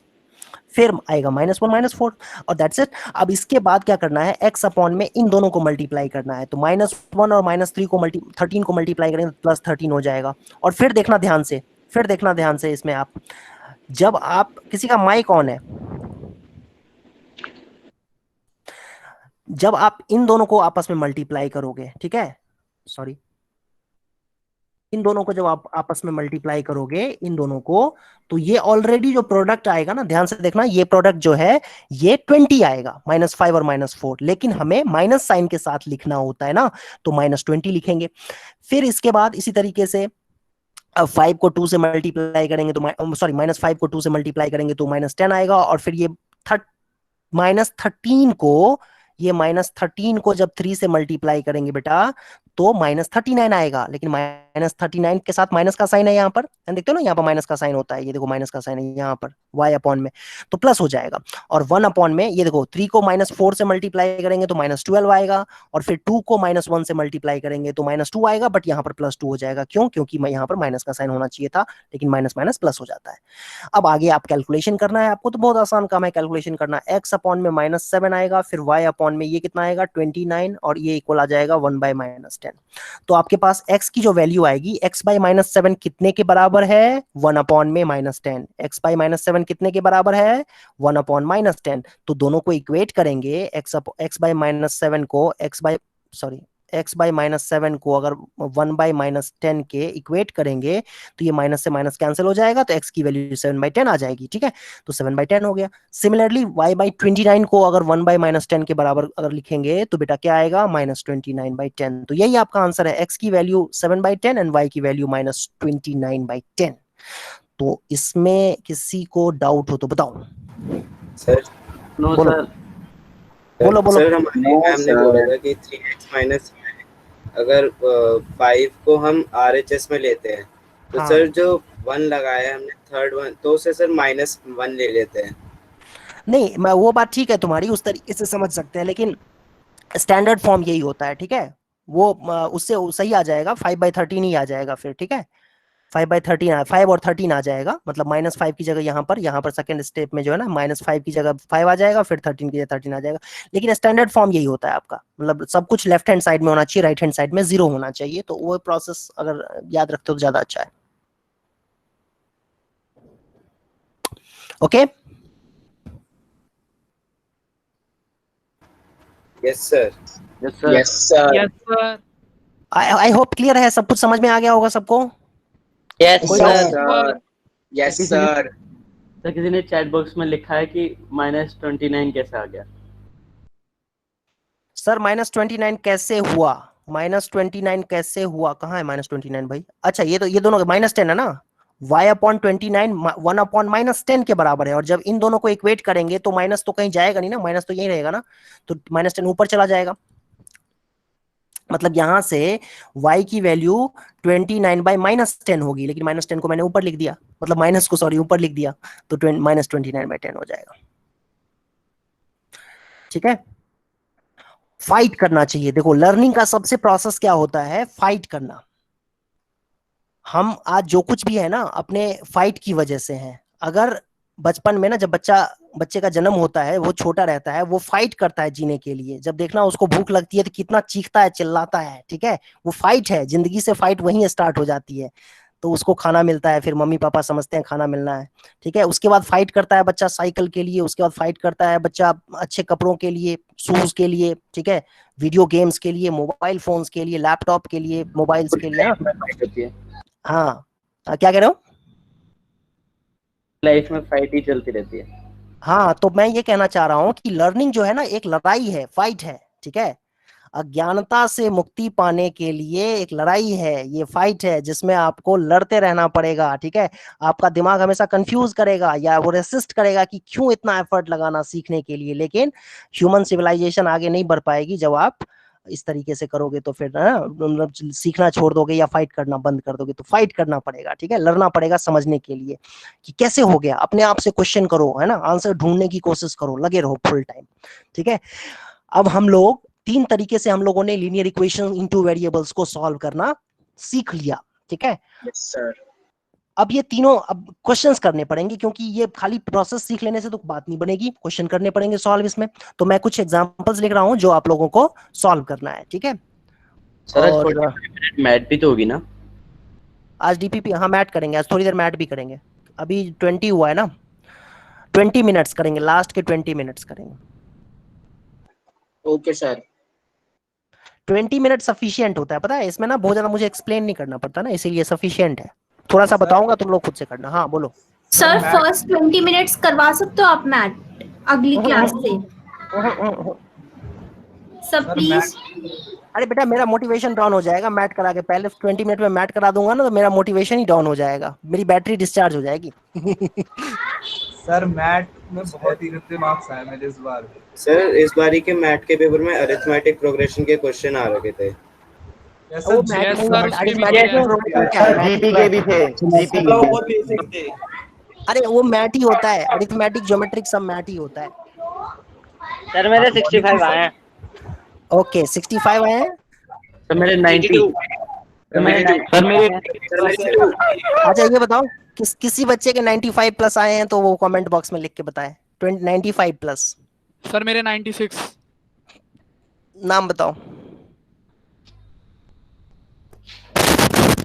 विशेष गोयल 93, पीयूष ठाकुर 94, 96 वाला कौन था? सर आर्यन पाठक। आर्यन पाठक। अच्छा 96 वेरी गुड। हाँ ये 96 अच्छा स्कोर है। 95 प्लस एनीथिंग 95 प्लस अच्छा स्कोर है। इनफैक्ट 90 प्लस अच्छा स्कोर है। 90 या उससे ज्यादा अगर है तो उसको मैं अच्छा मानूंगा क्योंकि पहला टेस्ट था। दूसरे टेस्ट से वो कंडीशन जो है थोड़ी सी स्ट्रिक्ट हो जाएगी। 95 प्लस वाला अच्छा माना जाएगा। कोई बात नहीं, जिसके कम आए हुए हैं वो भी अच्छा ही है। 80 में है वो भी ठीक है। ऐसा कोई नहीं है कि क्राइम कोई कर दिया आपने। बट अरे नितिन कुमार 98 चेक करूंगा बेटा। पटोला 99। नितिन नितिन नितिन के 98 है, ये चेक करूंगा मैं। ऐसे कुछ भी मत लिख दिया करो, ठीक है? कशिश के 99 है। किसके 99 है? कशिश बडोला। किसके 99 है? सर टाइम 4 घंटे था।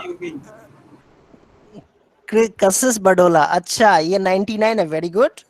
सर कमाल टाइम कर 4 दिया। घंटे था। टाइम 4 घंटा था।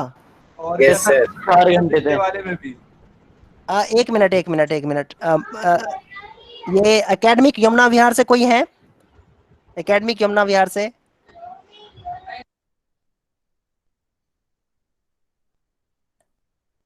एकेडमिक यमुना विहार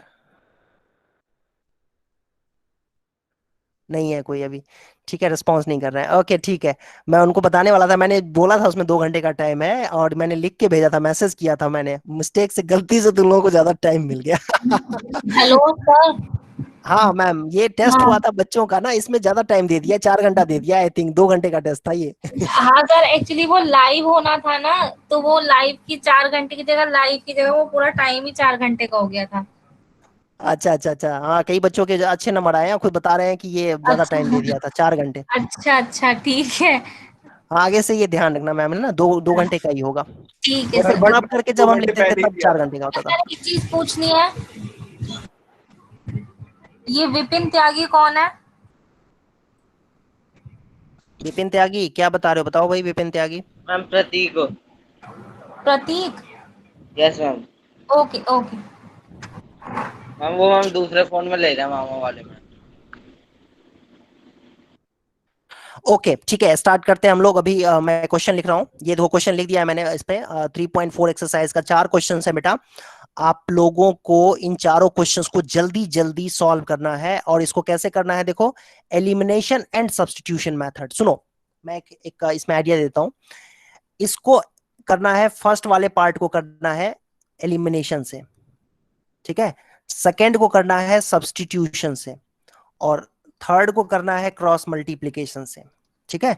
और इसको करना है ऑल मेथड से, सारे मेथड से करना है। थोड़ा टाइम कंज्यूमिंग है, मेरे ख्याल से 5 मिनट लगेंगे इसको, तुम लोगों को 5 से 7 मिनट लगेंगे करने में। बट सभी बच्चे क्वेश्चन आएंगे कि हमें एक क्वेश्चन को तीनों मेथड से सॉल्व करना है?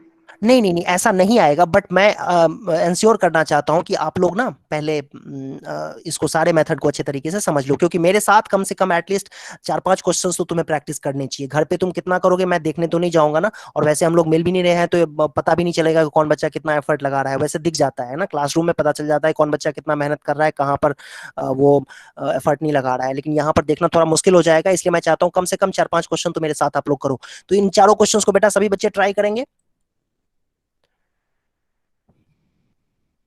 पहले क्वेश्चन को एलिमिनेशन से, दूसरे क्वेश्चन को सब्स्टिट्यूशन से, तीसरे को क्रॉस मल्टीप्लिकेशन और चौथे को चारों मेथड से। और ऑनेस्टली करेंगे सभी बच्चे।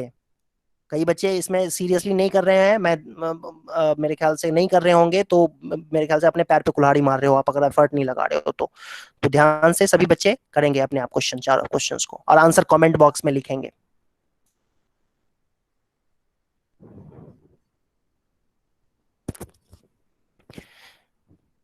मैं 1 मिनट के लिए अपने आप को म्यूट कर रहा हूँ, ठीक है।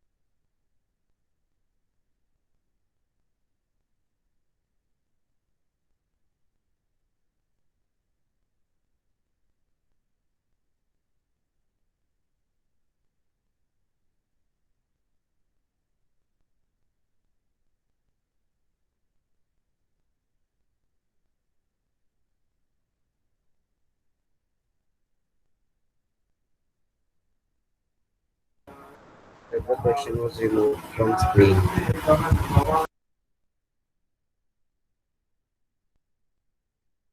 Third question.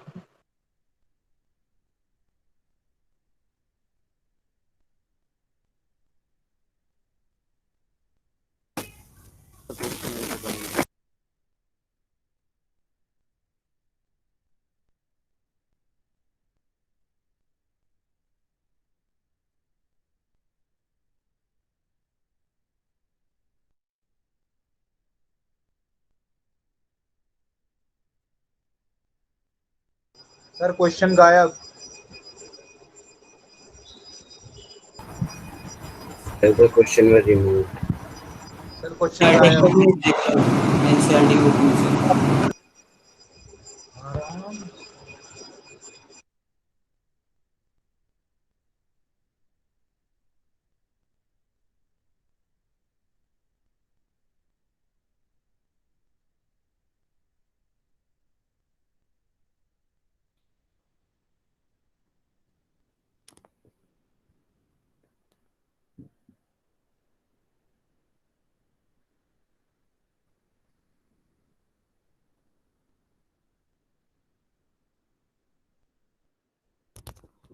वेल कमेंट्स देख रहा हूँ, बच्चों के आंसर्स के कमेंट देख रहा हूँ मैं। सर क्वेश्चन है क्या?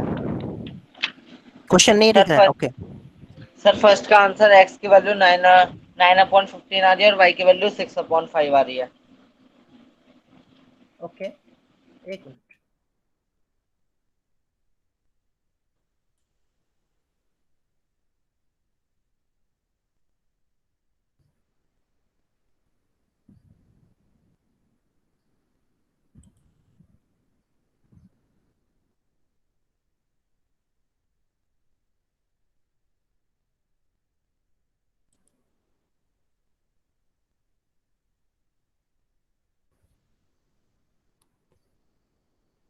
कई बच्चों ने सही किया हुआ है क्वेश्चन को, ठीक है, कई बच्चों ने सॉल्व किया हुआ है, सही आंसर मैं देख पा रहा हूँ, हालांकि सबका नाम नहीं ले रहा हूँ, लेकिन मैं देखा है कई बच्चों ने आंसर सही लिखे हैं।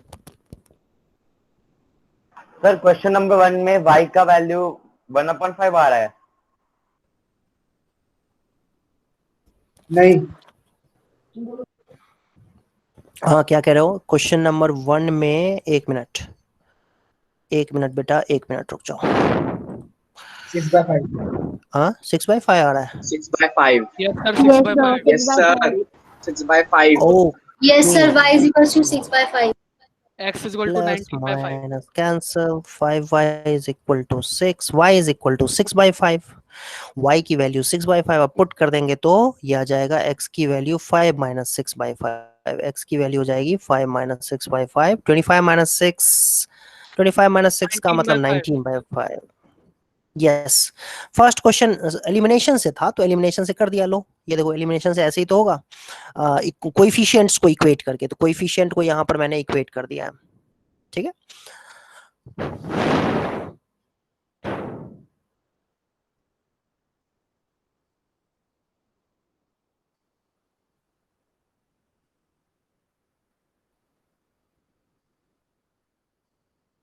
सर सारे क्वेश्चन हो गए। Very Yes, sir. गुड। सारे हो गए. यस सर होगा सारे। अच्छा एक बार बताओ कि अभी ना मैं मार्क कर रहा हूँ, देखना है इसमें मैं एक कर्सर अपना मूव कर रहा हूँ, मार्क कर रहा हूँ, तो मैं तुम लोगों को दिख रहा है ये कर्सर दिख रहा है अभी मूव जो हो रहा है? Yes sir. Yes sir. Yes yes sir. Sir. Yes sir. हाँ, एक मिनट। और अब दिख रहा है? Yes sir. यस सर दिख रहा है। Yes Yes, sir. sir. एक पतला सा पॉइंट। Yes sir. पतला सा पॉइंट छोटा दिख रहा होगा ना Yes, अभी, sir. और Yes, sir. अब आई थिंक अब जो है विजिबल होगा क्लियरली, नहीं अब देखो। यस सर बड़ा। ओके ठीक है यस सर। ठीक है, इसमें प्रॉब्लम आ गई थी, ठीक है ओके। तो कई बच्चों ने सारे क्वेश्चंस कर लिए हैं मेरे ख्याल से। सेकंड पार्ट सब्स्टिट्यूशन है, तो जिनका नहीं आया सब्स्टिट्यूशन वाला मैं उनको बताऊंगा भी नहीं कैसे होगा, ठीक है। सब्स्टिट्यूशन वाला आप लोगों को खुद करना है। क्रॉस मल्टीप्लिकेशन एक बार मैं कर देता हूँ। क्रॉस मल्टीप्लिकेशन में हो सकता है थोड़ी सी दिक्कत हो, तो सबसे पहला काम ये करेंगे हम लोग -5 एंड इसको कैसे लिखेंगे बेटा? 9x - 2y - 7 is equal to 0। और ये हमारा इक्वेशन जो है वो तो ऑलरेडी स्टैंडर्ड फॉर्म में ऑलरेडी लिखा हुआ है, तो इसको तो कुछ करने की जरूरत ही नहीं है। तो ये -5 - 2 आएगा, और फिर -4 - 7 आएगा, और फिर 3 और 9 आएगा, और फिर होगा -5 - 2, ठीक है। फिर इसके बाद x अपॉन में क्रॉस मल्टीप्लिकेशन करेंगे। 5 - 7 कितना हो जाएगा? 35, और फिर -4 2 जा 8 इक्वल टू y अपॉन में इन दोनों को मल्टीप्लाई करेंगे, -36 और +21 इज इक्वल टू 1 अपॉन में 3 2 जा -6 और +45। I am sorry. इसके बाद देखो सिंप्लीफाई करते हैं, तो ये 35 में से 8 माइनस करेंगे तो कितना आएगा बेटा? 27, और y अपॉन में 36 -36 +21 कितना होगा? -15 इक्वल टू 1 अपॉन में 45 में से 6 माइनस करेंगे कितना आ जाएगा? 39, ठीक है। तो x की वैल्यू हो गई 27/39 एंड y की वैल्यू हो जाएगी -15 अपॉन में क्रॉस मल्टीप्लिकेशन से ये। अच्छा ये 3 के टेबल में जा रहा है, 3 के टेबल में 9/13, x की वैल्यू 9/13 सही निकाला है मैंने बच्चों? Yes sir. Yes 9/13 - 5/13, 9/13 - 5/13। Yes sir. Okay, तो यही आपको करना था। और फोर्थ क्वेश्चन सारे मेथड से करने हैं, चारों मेथड से। तो ये क्वेश्चन मैं आप लोगों के लिए छोड़ देता हूँ कि आप लोग जरूर कर लेंगे घर पे, ठीक है। और थोड़ा सा और आगे हम लोग बढ़ते हैं इसमें, देखते हैं कि और आगे क्या दिया हुआ है। एक तो हमने सारे प्रोसेस कर लिए। अच्छा ये बाय द वे मैं तुम लोगों को एक इंटरेस्टिंग बात बताऊं कि इसमें कॉन्सेप्ट वाइज अब थोड़ा बहुत बचा है, बस एक टॉपिक और बचा हुआ है जिसमें कि ज्योमेट्रिकल फिगर्स का एरिया फाइंड करना होता है। मतलब स्ट्रेट लाइन ऐसे, एक स्ट्रेट लाइन इस तरीके से है, दूसरा स्ट्रेट लाइन इस तरीके से है, तो ये एरिया ट्राइंगल का एरिया कैसा होगा, बस ये यही कॉन्सेप्ट बचा है। और ये चैप्टर मेरी तरफ से कंप्लीट माना जाएगा। हाँ इसमें ना अब बचा क्या है प्रैक्टिस करने के लिए, वो है वर्ड प्रॉब्लम, जो कि इसका मेजर पार्ट है। इस चैप्टर का सबसे बड़ा पार्ट जो है वो है वर्ड प्रॉब्लम्स। और वर्ड प्रॉब्लम में कई बार बच्चे डिफिकल्टी फेस करते हैं, तो उस पर हम लोग थोड़ा ज्यादा प्रैक्टिस करेंगे तभी जाके वो क्लियर हो पाएगा। ये तो हमने तरीका सीखा कैसे सॉल्व करते हैं। अब हम लोग वर्ड प्रॉब्लम पे भी जंप करें, या 1 मिनट रुक जाओ। हाँ वर्ड प्रॉब्लम पे जंप करते हैं। सर एक्स्ट्रा टॉपिक्स भी तो बचे होंगे ना? क्या एक्स्ट्रा टॉपिक जो आप करवाते हो उसकी तरफ से, जो केल्विन वाले, वो तो बाद में करेंगे। नहीं इसमें नहीं है। अच्छा हाँ, इसमें ना अनफॉर्चुनेटली इस चैप्टर में नहीं है, आगे अगले चैप्टर में, बाकी सारे चैप्टर्स में है, इसमें नहीं है, ठीक है। इसमें क्वेश्चंस होंगे, इसमें क्वेश्चन तो ऐसे क्वेश्चन खतरनाक बनाए जा सकते हैं ना बेटा इसमें कि वो बहुत ही डिस्टर्बिंग होते हैं। लैंग्वेज को इतना ट्विस्ट करके क्वेश्चंस बनाते हैं, ऐसे अजीब क्वेश्चंस कि आप पूछो मत, ठीक है। तो हम लोग अभी एक काम करते हैं कि पहले तो 1 2 और एग्जांपल्स करते हैं। मैथ स्टार्ट कर लो।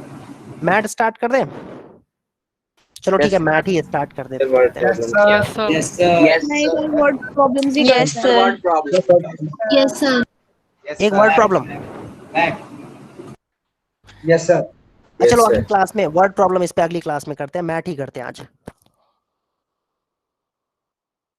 अगली क्लास में हम लोग खाली वर्ड प्रॉब्लम करेंगे इस पे। अब अगली क्लास में तो मैथ नहीं होगी, अगली क्लास में केवल मैथ्स करेंगे। वो एक्चुअली सुनो, एक इंटरेस्टिंग बात बताऊं मैं तुम लोगों को। मेंटल एबिलिटी में लीनियर इक्वेशन के क्वेश्चन वो वर्ड प्रॉब्लम के फॉर्म में आ सकते हैं, ठीक है। तो ये भी है एक लीनियर इक्वेशन का क्वेश्चन, तो वैसे मैथ सेक्शन में भी आ सकता है और मैथ में भी आ सकता है। जैसा मैंने बताया था ना 35 to 40 क्वेश्चंस मैथ्स के आते हैं मैथ में, मेंटल एबिलिटी में। तो इस बात का भी ध्यान रखना है। दोनों चीजें इक्वली इंपॉर्टेंट है। इनफैक्ट मैंने आपको जैसे बताया था 120 मार्क्स का तो खाली मैथ्स और मैथ ही आएगा। चलो अब हम लोग करते हैं नेक्स्ट टॉपिक। मेरे ख्याल से हम लोगों ने लास्ट क्लास में क्या किया था बेटा? एनालॉजी किया था, एनालॉजी किया था। सर एनालॉजी का एक ही क्वेश्चन किया था। हाँ सर। लेटर और नंबर सीरीज की। अरे बेटा उसमें कुछ था ही नहीं, उसमें क्या बताऊं, उसमें मैंने तुम्हें दिखाया ना। देखो फिर से लो, तुम्हें अगर तुम्हें दिक्कत हो रही है तो देखो मैं तुम्हें एक क्वेश्चन और करके दिखा देता, एक क्वेश्चन और दिखा देता हूँ। लो आंसर बताओ। लेटेक्स। हो गया। ऐसे ही क्वेश्चंस आते हैं, ऐसे ही क्वेश्चन आते हैं। चलो ठीक है, एक काम और करते हैं, थोड़ा सा हम लोग पेपर में भी आया। चलो तुम लोगों को थोड़ा बायोलॉजी करवाते हैं। देखो सर रेशियो वाले भी आते हैं ना इसमें? सर इसमें बहुत चीजों की रिलेशंस की नॉलेज। सर ऑर्गन ऑर्गन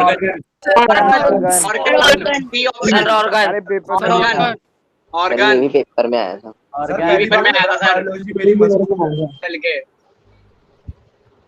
ये लो डॉक्टर बनाते हैं तुम्हें। चलो डॉक्टर बनो भाई, डॉक्टर डॉक्टर डॉक्टर डॉक्टर बनते हैं। देखो डिजीज पैथोलॉजी है, एस्ट्रोलॉजी, एस्ट्रोनॉमी सेल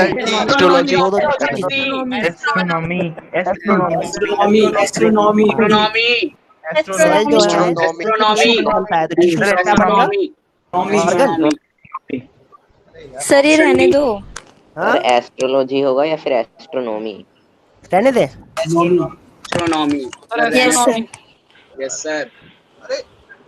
किसी बच्चे ने बोला एक ही क्वेश्चन किया है, इसलिए मैं थोड़ा सा इमोशनल हो गया था। ठीक है नेक्स्ट टॉपिक करते हैं। सर उसमें एक कंफ्यूजन थी, वो था किंग इज टू शायद सर, और था कॉल्ट इज टू मैट। तो सर ऐसे से वर्ड की कंफ्यूजन थी, मतलब उनमें नॉलेज ज्यादा करनी पड़ेगी। हाँ और कुछ कर ही नहीं सकते हैं उसमें, ये सर वो खतरनाक भी आ है। सकता है कि एनिमल की मूवमेंट की रिलेशंस ये भी आएगी। क्या क्या मूवमेंट? एनिमल्स की मूवमेंट, जैसे डक की वेबल और कुछ भी, हाँ कुछ भी आ सकता है उसमें, कोई स्पेसिफिक तो है ही नहीं, कुछ भी उसमें नहीं कह सकते हम, है ना। तो ये समझना बहुत जरूरी है कि कुछ भी आ सकता है उसमें। चलो एक एग्जांपल करते हैं बेटा, मैथमेटिकल ऑपरेशन। ये मैथमेटिकल ऑपरेशन का मतलब क्या है पता है? इसमें तुम्हें समझना ये है कि इसको क्वेश्चन इस तरीके के पूछे जाते हैं। वो कह देगा कि प्लस का मतलब माइनस, माइनस का मतलब मल्टीप्लाई, ऐसे कुछ दे देगा और क्वेश्चन कहेगा सॉल्व करने के लिए। देखो इसमें कोई रॉकेट साइंस नहीं है, मुझे इसमें समझाने के लिए रत्ती भर कुछ मेरे पास नहीं है दिमाग, ठीक है, जो मैं तुम्हें एक्सप्लेन कर सकूं। क्या समझाना है इसमें, मुझे कुछ समझ में ही नहीं आ रहा है कि क्या समझाना है मुझे। करो भाई सभी बच्चे इसको सॉल्व। सर 28। सर 28। जल्दी क्वेश्चन सही से। 28। क्वेश्चन में साफ साफ लिखा हुआ है डिवाइड का मतलब प्लस है, तो लो भाई डिवाइड का मतलब प्लस कर दिया 8। फिर माइनस का मतलब क्या है? माइनस का मतलब मल्टीप्लाइड है, मल्टीप्लाइड बाय 2। सॉरी ये 4 होगा, ठीक है। और प्लस का मतलब क्या है? प्लस मींस डिवाइडेड बाय 2, है ना। मल्टीप्लाई का मतलब क्या है? -4। अब ऑपरेशन क्या होता है? बोर्ड मास रूल। पहले क्या होना चाहिए? डिवीजन, है ना। यहाँ पर अगर डिवीजन होगा पहले। 4 को 2 से डिवाइड करेंगे कितना आएगा? 2। 4 को डिवाइड करेंगे 2 से तो 2, और 8 2 जा कितना होता है? 16 - 4 कितना आ गया? अब इसमें मैं एक क्वेश्चन कराऊं चाहे 50 क्वेश्चन कराऊं, एक ही बात है। एग्री करते हो सभी बच्चे? Yes sir. ठीक है, मैं एक क्वेश्चन कराऊं 50 क्वेश्चन। Yes sir. हाँ सुनो और मेरी बात सुनो, थोड़ा सा ना तुम लोग खुद से इसमें दिमाग चलाना पड़ेगा, क्योंकि इसमें हाँ ठीक है अलग अलग टाइप के क्वेश्चंस इसमें जरूर बनते हैं, बट आपको ना थोड़ा सा अपना खुद का दिमाग चलाना पड़ेगा इसमें, तो आप इजीली जो है कर सकते हो क्वेश्चन को। तो एक काम करते हैं हाँ सर इसका आंसर 32 है 28 है? सर इसका आंसर 28 होगा। सॉरी ये गलत लिख दिया क्या? 28। हाँ सॉरी 28 होगा बेटा, 28 होगा। ये तो मैंने जोड़ने घटाने में मिस्टेक कर दी, इतना ज्यादा आसान लगा मुझे कि मैंने गलत आंसर लगा दिया। ओके मुझे लगा सभी बच्चों का आ गया होगा आंसर, ठीक है, इसलिए मैंने गलत कर दिया। ओके नेक्स्ट क्वेश्चन देखते हैं, कहाँ गया नेक्स्ट क्वेश्चन? ये रहा नेक्स्ट क्वेश्चन। तो इसमें थोड़े से डिफरेंट टाइप के क्वेश्चंस भी होते हैं, एक दो क्वेश्चन मैं दिखा देता हूं आपको, बट वो जो है ना कुछ खास नहीं है, मतलब आप वो खुद से कर सकते हो, मुझे उसके लिए आपको एक्सप्लेनेशन की या किसी के हेल्प की जरूरत नहीं है, वो आप इजीली कर सकते हो, मैं ये कहना चाह रहा हूँ। ऑन द स्पॉट कर सकते हो, मतलब नहीं पढ़ रखा है ना आपने पहले से, फिर भी आप कर सकते हो। देखो ये क्वेश्चन करो तो कोई अलग नहीं है, सेम ही है। आंसर बताओ।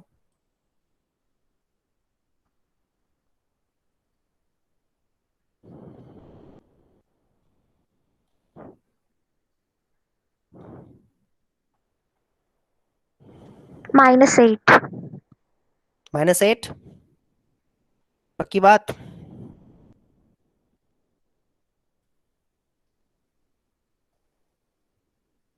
सर 32। सर 32 होगा। एक मिनट रुक जाओ, एक मिनट रुक जाओ। 32। कौन सा क्वेश्चन था ये? 10th? रुक जाओ, हाँ आंसर तो देखने दो। आंसर तो देखने दो बेटा। 10 सर का 32। क्या आंसर आया? हाँ 32 ही आंसर है, बी आंसर दिया हुआ है। ठीक है। पी मेरे ख्याल से समझाना इसमें जरूरी है क्या? मैं आई थिंक नहीं। कर दे, चलो ये आसान लग रहा है, मैं कर देता हूँ। मुश्किल वाले से तो बच के निकल जाऊंगा मैं, लेकिन आसान वाला कर देता हूँ। ये है 4 टाइम्स क्यू, क्यू का मतलब प्लस, उसके बाद एस है, एस एस मतलब मल्टीप्लाई 8, आर का मतलब, आर का मतलब कहाँ लिखा है आर भाई? माई divided by 2। Okay 16 minus 5 plus ये इंटू 4, 5 4 जा 20, 20 और 36 minus 4 32। Yes 32 answer. I hope ये समझ में आ गया होगा सबको। Okay very good. ये अब करते हैं नेक्स्ट क्वेश्चन। नेक्स्ट क्वेश्चन आपके पास आ गया। देखो थोड़ा सा ये है अलग सा क्वेश्चन, जो हम लोगों ने अभी 2 एग्जांपल्स किए हैं उससे थोड़ा अलग क्वेश्चन है। करो इसको। सर इसका आंसर डी है। पक्का? कंफर्म? सर। कैसे कह दिया भाई इतनी जल्दी? सर डी है सर डी। Sir D. एक मिनट। सर डी कैसे? अब वो देखो सही कह रहा है बच्चा, पूछ रहा है देखो कैसे हो गया, तो मैं करके दिखाता हूँ। देखो ये ना b plus C greater than a plus D है, ठीक है। माइनस कर सकते हो तुम दोनों में, है ना, माइनस कर सकते हो। माइनस दोनों में करोगे ना, अगर जैसे देखो एक सेकंड, देखो जैसे 3 ग्रेटर देन अगर 2 है, ठीक है, और 4 ग्रेटर देन 6 है, तो माइनस अगर कर देते हैं, 3 में से 4 को माइनस करेंगे तो -1 आएगा, और 2 में से 6 को माइनस करेंगे तो -4 आएगा। तो ट्रू रिलेशन आएगा, रिलेशन जो आएगा वो ट्रू आएगा। इनफैक्ट हम ऐसे भी लिख सकते हैं 3 - 2 इज ग्रेटर देन 0 और 4 - 6 इज, सॉरी ये मैंने गलत लिख दिया बेटा, ओहो आई एम सॉरी, ये पार्ट हो रहा हूँ। जैसे देखो 6 ग्रेटर देन 4 होता है और 3 ग्रेटर देन 2 होता है। अगर आप माइनस करोगे, 6 में से 3 माइनस करेंगे तो कितना आएगा? 3, और ये ग्रेटर देन 4 में से 2 माइनस करेंगे तो कितना आएगा? 2। ये तो ऑलवेज ट्रू होना चाहिए, ठीक है। तो ये बात समझना यहाँ पर जरूरी है। तो आप माइनस अगर कर देते हो ना, तो a माइनस सी क्या हो जाएगा पता है? यहाँ से माइनस अगर कर देते हो तो a माइनस सी, क्योंकि इसमें से अगर इसको माइनस करोगे तो b और b कैंसिल हो जाएगा, तो a माइनस सी बच जाएगा, और इधर की तरफ माइनस करोगे तो c माइनस a बच जाएगा, ठीक है। तो यहाँ से तुम कह सकते हो कि ये a जब इधर जाएगा लेफ्ट हैंड साइड में तो 2a बन जाएगा, और c जब इधर, हाँ क्या कह रहे हो? में नहीं है सर ये a और c के बीच में ये रिलेशन निकालने के बजाय हमें b और d में सेम रिलेशन निकालना है। पंगा ये हो गया कि यहाँ पर a और c में रिलेशन दिया ही नहीं है, a और c में रिलेशन इसमें दे ही नहीं रखा है, ठीक है। तो अब क्या करना होगा यहाँ पर कि a plus B C plus D से ज्यादा है और b plus C a plus D से ज्यादा है, then it is definite that क्या होना चाहिए फिर? ये क्वेश्चन थोड़ा तो कंफ्यूजिंग हो गया, डायरेक्ट आंसर नहीं आ रहा है इसका, डायरेक्ट आंसर नहीं है। अब मैं एक काम करता हूँ कि सर जो आपने करा वही सेम चीज आपको करके बस b और d में सेम टू सेम रिलेशन निकालना है जो आपने पहले निकाला। अच्छा ठीक है, लो कर दिया, ये ग्रेटर देन 0 है, b plus C minus a minus T को ग्रेटर देन 0 कर देते हैं, और इसमें से ना एक काम करते हैं कि अगर माइनस नहीं प्लस कर देते हैं, दोनों को प्लस करते हैं, तो a से a कैंसिल हो जाएगा, c से c कैंसिल हो जाएगा, 2d minus 2d greater than 0 हो जाएगा, तो b ग्रेटर देन d आ जाएगा। तो ये आ गया, दोनों को देखो ऐड कर दो, कट जाएगा अपने आप। हाँ ऐड ही तो किया, a से एक ऐड कर दिया ना इन दोनों को, देखो यहाँ पर देखो ऐड कर दिया, मतलब क्या किया? मैं यही कह रही थी। हाँ a plus B minus C minus D greater than 0 होगा, ये c और d को इधर ले आएंगे तो, और b plus C minus a minus D greater than 0 हो जाएगा। जब ये a और d इधर जाएगा तो ये a और d को लेफ्ट हैंड साइड में ले जाओगे तो, ठीक है, मतलब ये कहना चाह रहा हूं मैं कि ये b प्लस सी जो है आपका वो greater than a plus D है। अब ये a और d दोनों को लेफ्ट हैंड साइड में ले जाओगे तो ये रिलेशन आपके पास आ जाएगा। और ये दो जो इनइक्वालिटीज हैं इनको आप आपस में ऐड कर सकते हो, कोई इशू नहीं है, क्योंकि दोनों 0 से ज्यादा है इसीलिए ऐड कर सकते हैं। और जब ऐड करेंगे तो a से a कैंसिल हो जाएगा, c से c कैंसिल हो जाएगा, और b 2b आ जाएगा, और d माइनस डी जो है, आई एम सॉरी, b और d जो है यहाँ पर, हाँ बोलो। तो जैसे a plus B greater than C plus D है, तो हम ऐसे लिख हाँ, सकते हैं a plus B minus D is greater than C. एक बार फिर से बोलना, मैं भूल गया, सुना नहीं मैंने ध्यान से, फिर से बोलो एक बार। a plus B given as greater than C plus D से। हाँ हाँ हाँ तो हम हाँ, इसे ऐसे भी लिख सकते हैं कि a plus B minus C is greater than D. बिल्कुल बिल्कुल बिल्कुल लिख सकते हैं, a plus B minus C greater than D, बिल्कुल लिख सकते हैं, कोई इशू नहीं है इसमें, बिल्कुल प्रॉब्लम नहीं है, 100% करेक्ट है। ठीक है, तो ये देखो 2b माइनस ए, b और b 2b हो जाएगा, फिर d और d माइनस 2d हो जाएगा, वो ग्रेटर देन 0 आएगा, तो उससे बेटा b ग्रेटर देन d आ जाएगा। इनफैक्ट यहां से ना एक बार एक स्टेप और लिख देता हूं, 2b जो है ये राइट हैंड साइड में जाएगा, ये 2d तो ग्रेटर देन 2d हो जाएगा, और फिर 2 से 2 को डिवाइड कर देंगे, कैंसिल कर देंगे, तो b ग्रेटर देन d आ जाएगा, b ग्रेटर देन d आ जाएगा। और नहीं तो एक बात और, एक काम और आप कर सकते हो, कोई पर्टिकुलर वैल्यू लेकर के अभी आप चेक कर सकते हो। ठीक है सर, हम आप एक 2b पर्टिकुलर को भी वैल्यू तो साइड भेज सकते थे। क्या, किसको? 2b को। हाँ, तो 2b को भेजना, क्यों भेजे 2b को? 2d माइनस वाला है, माइनस उधर जाके प्लस हो जाएगा, तो अच्छा नहीं लग रहा है तुम्हें? 2d उधर जाके प्लस होगा, वो ज्यादा अच्छा है ना। ठीक है, 2d से क्या दुश्मनी है तुम्हें?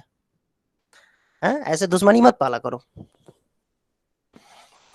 आई होप क्लियर है बच्चों ये।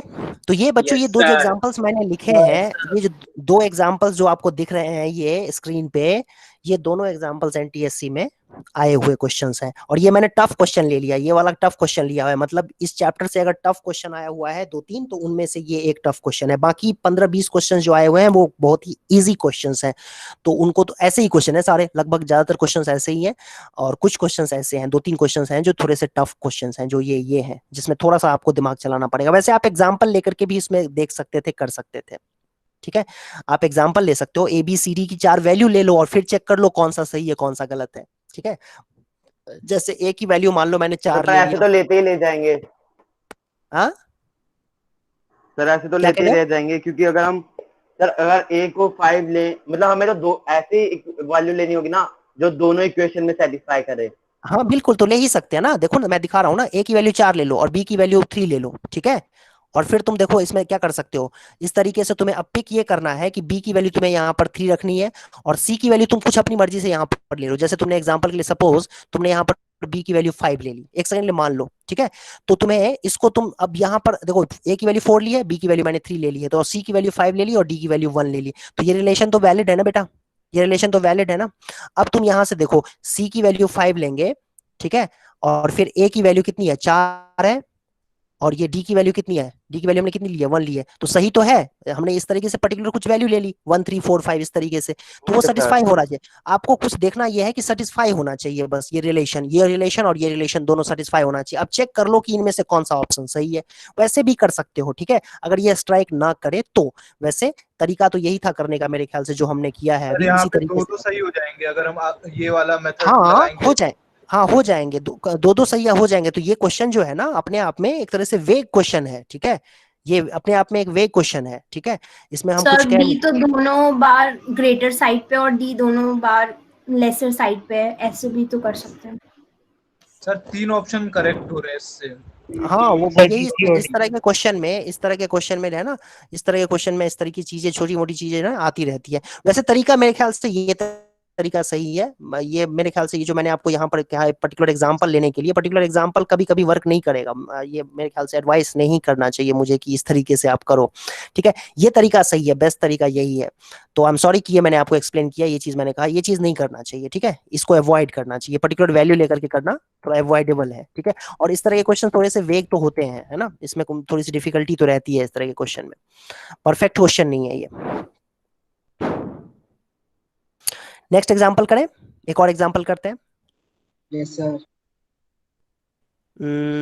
एक सेकंड रुक जाओ। अब देखो ये मिक्सअप क्वेश्चन है, ये जरूरी नहीं है कि इसी टॉपिक का है।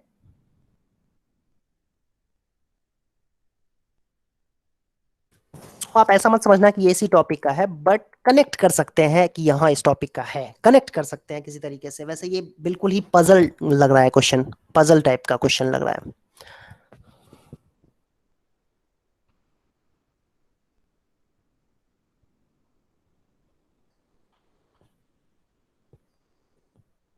सर इसका आंसर होगा 16 प्लस 20, सॉरी 16 प्लस 27।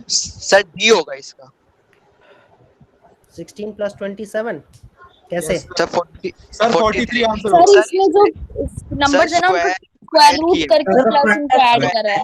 ऐड किया 18 और 17, इसका स्क्वायर रूट होता है 18 और इसका स्क्वायर रूट होता है 17, दोनों ऐड 35 होगा। इसका स्क्वायर रूट होता है 21, इसका स्क्वायर रूट होता है 22, तो ये हो जाएगा 43। अगला वाले का 25 और ये 20, तो 45, तो ये हो जाएगा 16 और इसका हो जाएगा 27। तो बच्चों कितना आ गया? 43। तो देख सकते हो ये क्वेश्चन भी एनटीएससी का ही है, एक सर दो ये साल तो पहले वर्बल आया। था।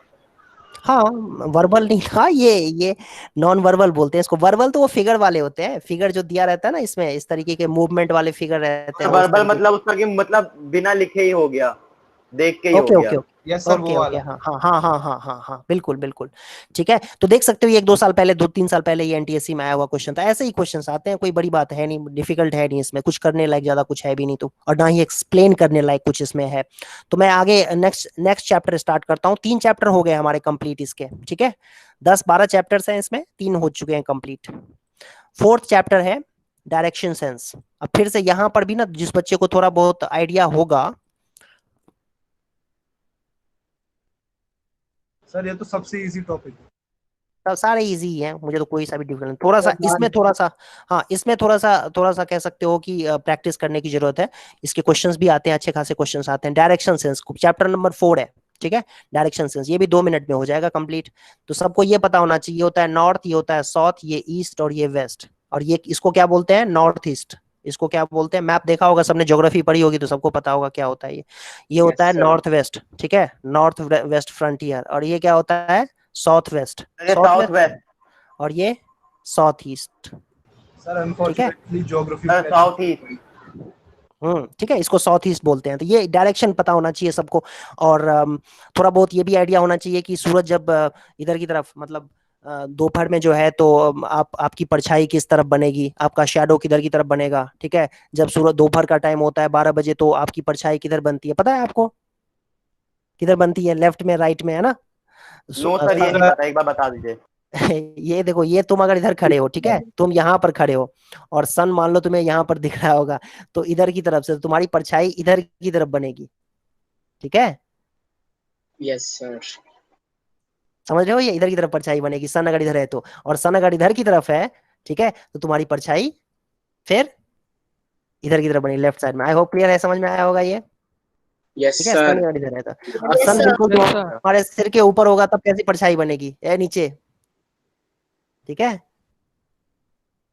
उल्टे हो जाओगे तुम इस तरीके से, सन तुम्हारे बिल्कुल ऊपर होगा तो इस तरह की परछाई तुम्हारे बिल्कुल नीचे, परछाई ना के बराबर बनेगी, 0 हो जाएगी परछाई। ऐसा होता है, देखा है कभी दोपहर में? बिल्कुल जब सन तुम्हारे बिल्कुल सिर के ऊपर हो तो ऐसा होता है। तो ये चीज, ये तो कुछ चीजें हैं जो बेसिक चीजें हैं जो तुम्हें पता होना चाहिए, ठीक है।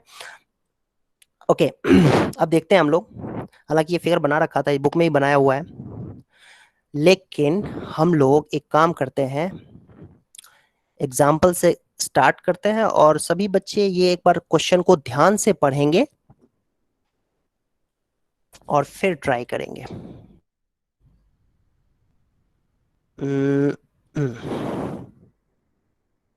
मुझे डिलीट करने दो, रुक जाओ।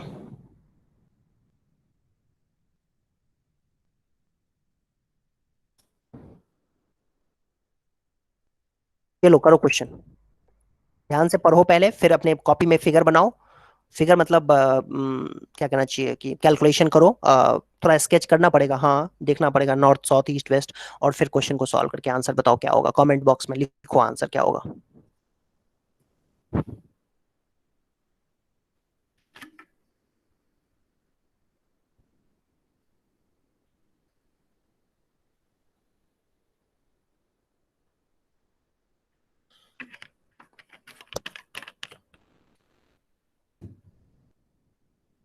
Five kilometre. 5 kilometre. 5 kilometre. Sir 5 kilometre. Sir 5 kilometre, sir Pythagoras theorem लगेगी। और 5 किलोमीटर। हाँ वेरी गुड, बहुत अच्छा, बहुत अच्छा, वेरी गुड। कह रहा है कि man travels 1 kilometre towards east. तो बच्चों ईस्ट इधर होता है, ईस्ट ये रहा, नॉर्थ ये है, साउथ ये है और वेस्ट ये है। तो कह रहा है ईस्ट की तरफ जा रहा है ना, 1 किलोमीटर ईस्ट की तरफ गया। Thereafter 5 kilometre towards south, south का मतलब इधर की तरफ 5 किलोमीटर गया नीचे की तरफ, ठीक है। And then 2 kilometre towards east, again 2 kilometre towards east, ये 2 किलोमीटर ईस्ट की तरफ गया और 90 डिग्री पे मूव कर रहा है वो, 90 डिग्री पे मूव कर रहा है। And finally then 9 kilometre towards north. ओहो हो, ये ऊपर 9 किलोमीटर गया हुआ है नॉर्थ, नॉर्थ मतलब ऊपर की तरफ गया, ठीक है। How far is from starting point, यहाँ से कितनी, ये कौन है, सीटी कौन बजा रहा है? एक मिनट, कौन था ये, कौन था ये? सॉरी सर, मेरे को लगा मैंने अपना माइक ऑफ कर लिया है इसीलिए। ध्यान रखना आगे से, ठीक है।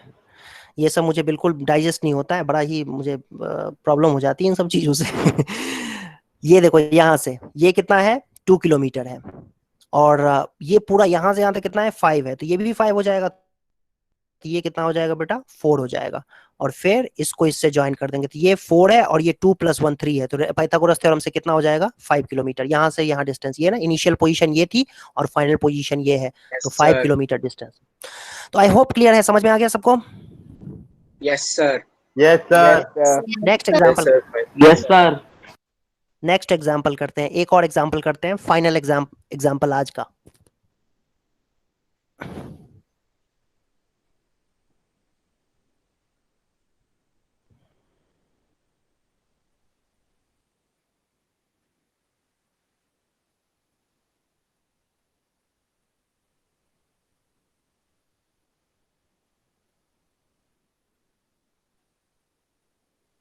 एक मिनट,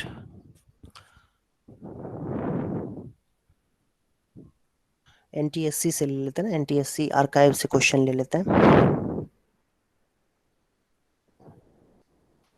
रिसेंटली आया हुआ question.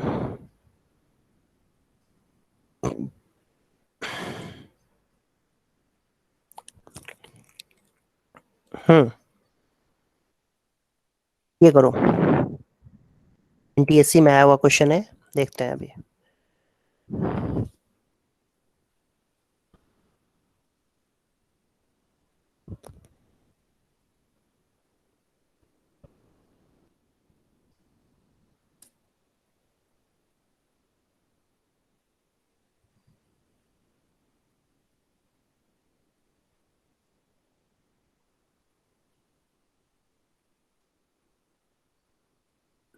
Sir 5 metre. 5 metre.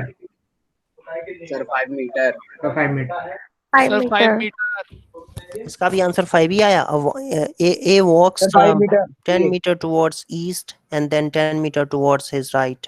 Right का मतलब ये जब इधर की तरफ जा रही है तो ये इधर की तरफ फेस कर रही है, ठीक है, और इधर की तरफ फेस कर रही है, राइट इसका इधर होगा, तो 10 किलोमीटर इधर, 10 मीटर इधर जाएगी फिर से वो।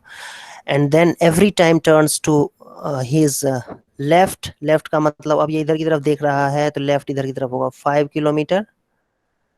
एंड देन लेफ्ट का मतलब फिर इधर की तरफ 15, सॉरी ये थोड़ा गड़बड़ हो गया,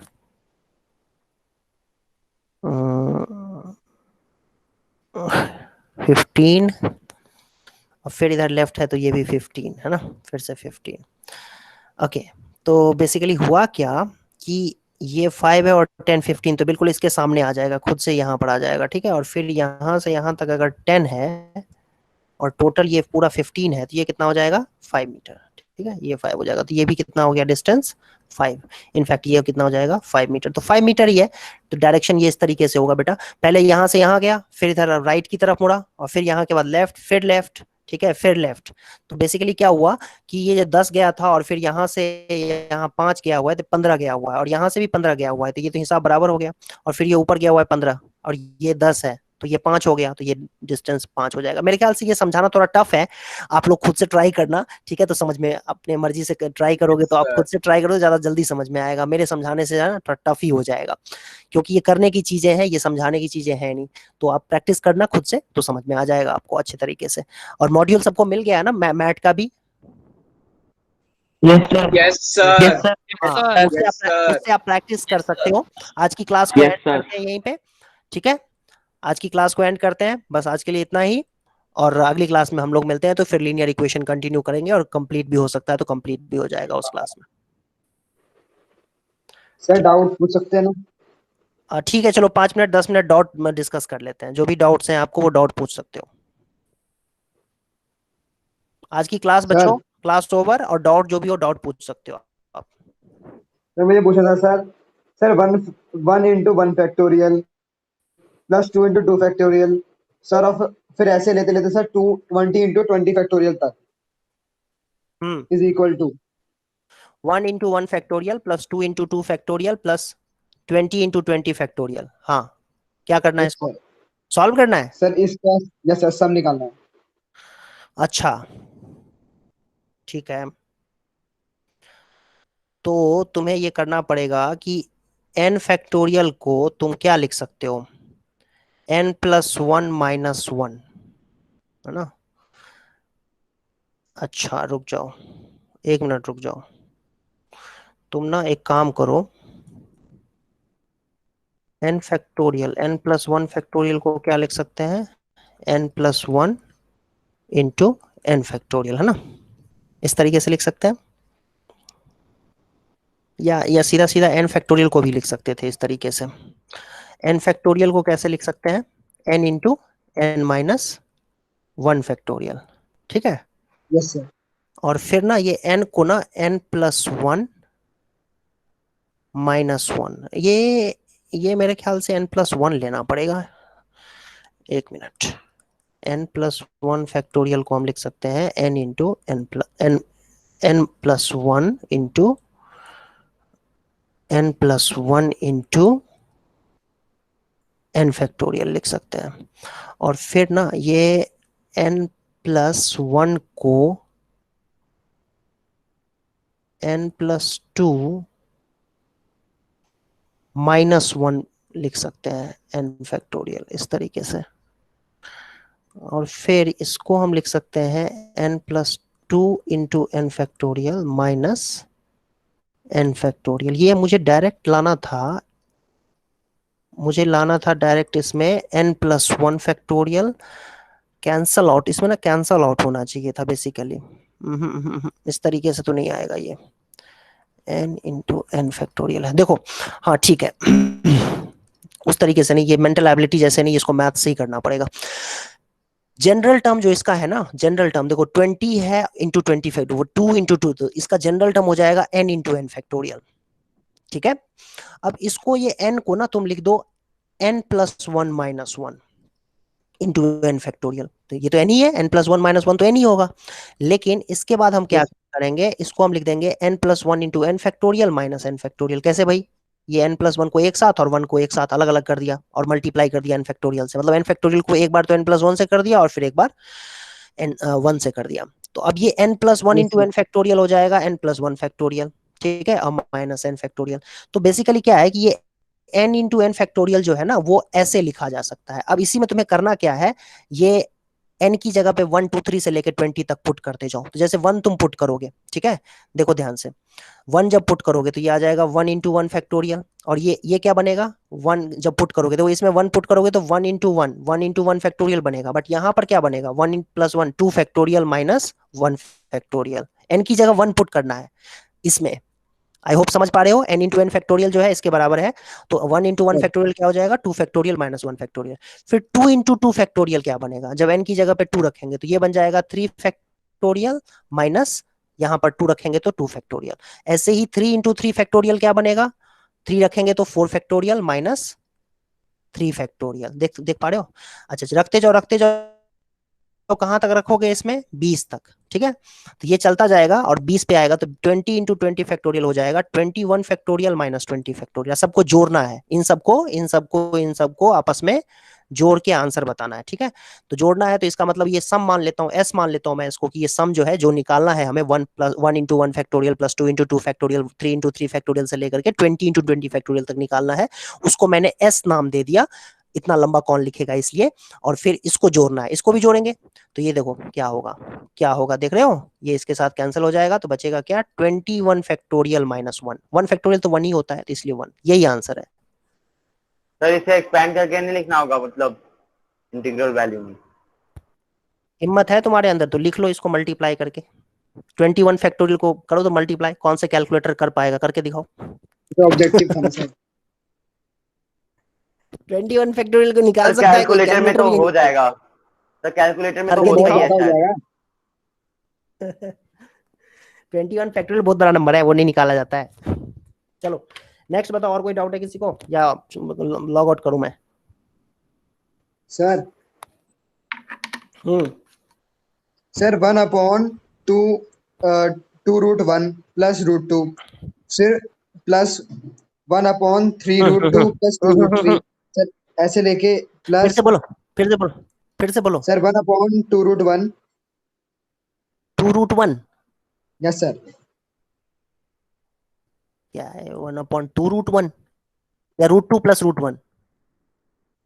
नो सर 2√1 मतलब 2 ही 1/2√1 प्लस √2 अच्छा यस सर प्लस 1/3√2 प्लस 2√3। अच्छा ठीक है, तो इसको रैशनलाइज ही तो करना है। नो सर सर फिर 21 का ऐसे फैक्टोरियल मिल गया। नो सर हाँ? फिर ऐसे ले जाओ सर, फिर ऐसे क्या मिल गया? हमें हाँ कहाँ तक है, बोलो कहाँ तक है? 1/100 सर 100√99 प्लस 99√100 सर ये तो निकाल ये रैशनलाइज ही तो करना है। अरे ये रैशनलाइज देखो, इसमें करना क्या है तुम्हें, इसमें एक थोड़ा सा ट्रिक ये लगा दो कि √2 को बाहर निकाल दो। ठीक है, √2 को बाहर निकालोगे तो क्या बचेगा, यहाँ पर √2 प्लस √1 बच जाएगा। अगले अगले वाले में √2 √3 को बाहर निकाल दो तो क्या बचेगा, ध्यान से देखो क्या बचेगा, √3 प्लस √2 बच जाएगा। ऐसे ही चलता जा रहा है। ठीक है, अगले वाले में √99 √100 को बाहर निकाल लो, कॉमन निकाल लो तो क्या बचेगा, √100 प्लस √99 बच जाएगा। ठीक है, और रैशनलाइज कर दो। रैशनलाइज करने का मतलब ये है कि √2 माइनस √1 से ऊपर नीचे मल्टीप्लाई कर दो तो नीचे क्या बचेगा, √2। ठीक है, फिर अगले वाले में √3 माइनस √2 से ऊपर नीचे मल्टीप्लाई करोगे ना, देखो ध्यान से देखना बेटा, यहाँ पर ये स्टेप में √3 माइनस √2 से ऊपर नीचे मल्टीप्लाई करेंगे तो डिनोमिनेटर में तो ये 1 बन जाएगा, √3 माइनस √2 √3 प्लस √2 Yes, ऊपर sir. ये बच जाएगा और √2 √3 बच जाएगा। ठीक है, ऐसे ही लास्ट में ना एंड में आएगा √100 माइनस √99 और नीचे आ जाएगा √99 इंटू √100। ठीक है, और इसको ना अलग अलग करके लिख दो, जैसे √2 बाई √2 √2 बाई √2 माइनस √1 बाई √2, ऐसे तो लिख सकते हैं ना इसको, √2 बाई √2 और 1 बाई √2, समझ रहे हो, √1 बाई √2 इस तरीके से ब्रेक करके। Yes sir. हाँ, और फिर ऐसे ही √3 बाई √2 √3 तो क्या बचेगा, 1 बाई √2 और माइनस √2 बाई √2 इंटू √3 1 बाई √3। समझ पा रहे हो, इस तरीके से चलता जाएगा। ऐसे ही √100 बाई √99 √100 1 बाई √99 बचेगा, माइनस √99 बाई √99 कैंसिल हो जाएगा, 1 बाई √100 बचेगा। ठीक है, देखो ध्यान से देखना क्या हो रहा है यहाँ पर, ये तो 1 है, ये 1 बाई √2 है, ये इससे कैंसिल हो जाएगा, अगला वाला ऐसे ही किसी और से कैंसिल हो जाएगा। ठीक है, ये सबसे छोटा नंबर है, ये किसी से कैंसिल नहीं होगा, ये इसके पीछे वाले से कैंसिल हो जाएगा, तो 1 माइनस 1 बाई 10 बचेगा, क्योंकि √100 10 होता है, तो 1 माइनस 1 बाई 10 9 बाई 10 होता है। आई होप समझ में आ गया होगा।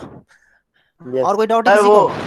वो फैक्टोरियल निकाल लिया उसका 21 का, क्या आया सर 5109094217170944 और फिर 4 बार 0। अच्छा ठीक है, एग्जाम में ये लिख देना। सर जो अभी अपने क्वेश्चन कर रहे हैं ये एग्जाम में आएगा या हाँ। एनटीएससी में आएगा? ये अभी जो किया है ये, यस सर। हाँ ये एग्जाम में नहीं आएगा, ये एनटीएससी में आएगा, ये स्कूल के एग्जाम में नहीं आएगा तुम्हारे। सर सर एक बोलो। क्वेश्चन, इफ अल्फा कौन सा beta question? And gamma, sir बोल रही हूँ मैम लक्ष्मी नगर से, एकेडमिक लक्ष्मी नगर से, यमुना बिहार से। मैम इसको रिकॉर्डिंग, अब आगे का रिकॉर्डिंग करने की जरूरत नहीं है, ये डॉट क्लास बता रहा हूँ मैं। हाँ सर, हेलो। हाँ हाँ, आगे का रिकॉर्डिंग आप रहने दीजिए, अब यहाँ तक ना क्लास ओवर कर दीजिएगा। ठीक है, मैं आगे का रिकॉर्ड बच्चों को डॉट बता रहा हूँ, 5-10 मिनट और लगेगा, उसके बाद मैं एंड कर दूंगा क्लास। Okay okay. हाँ ठीक है। चैट में लिखा है क्वेश्चन, बच्चे चैट में लिखा है क्वेश्चन क्या?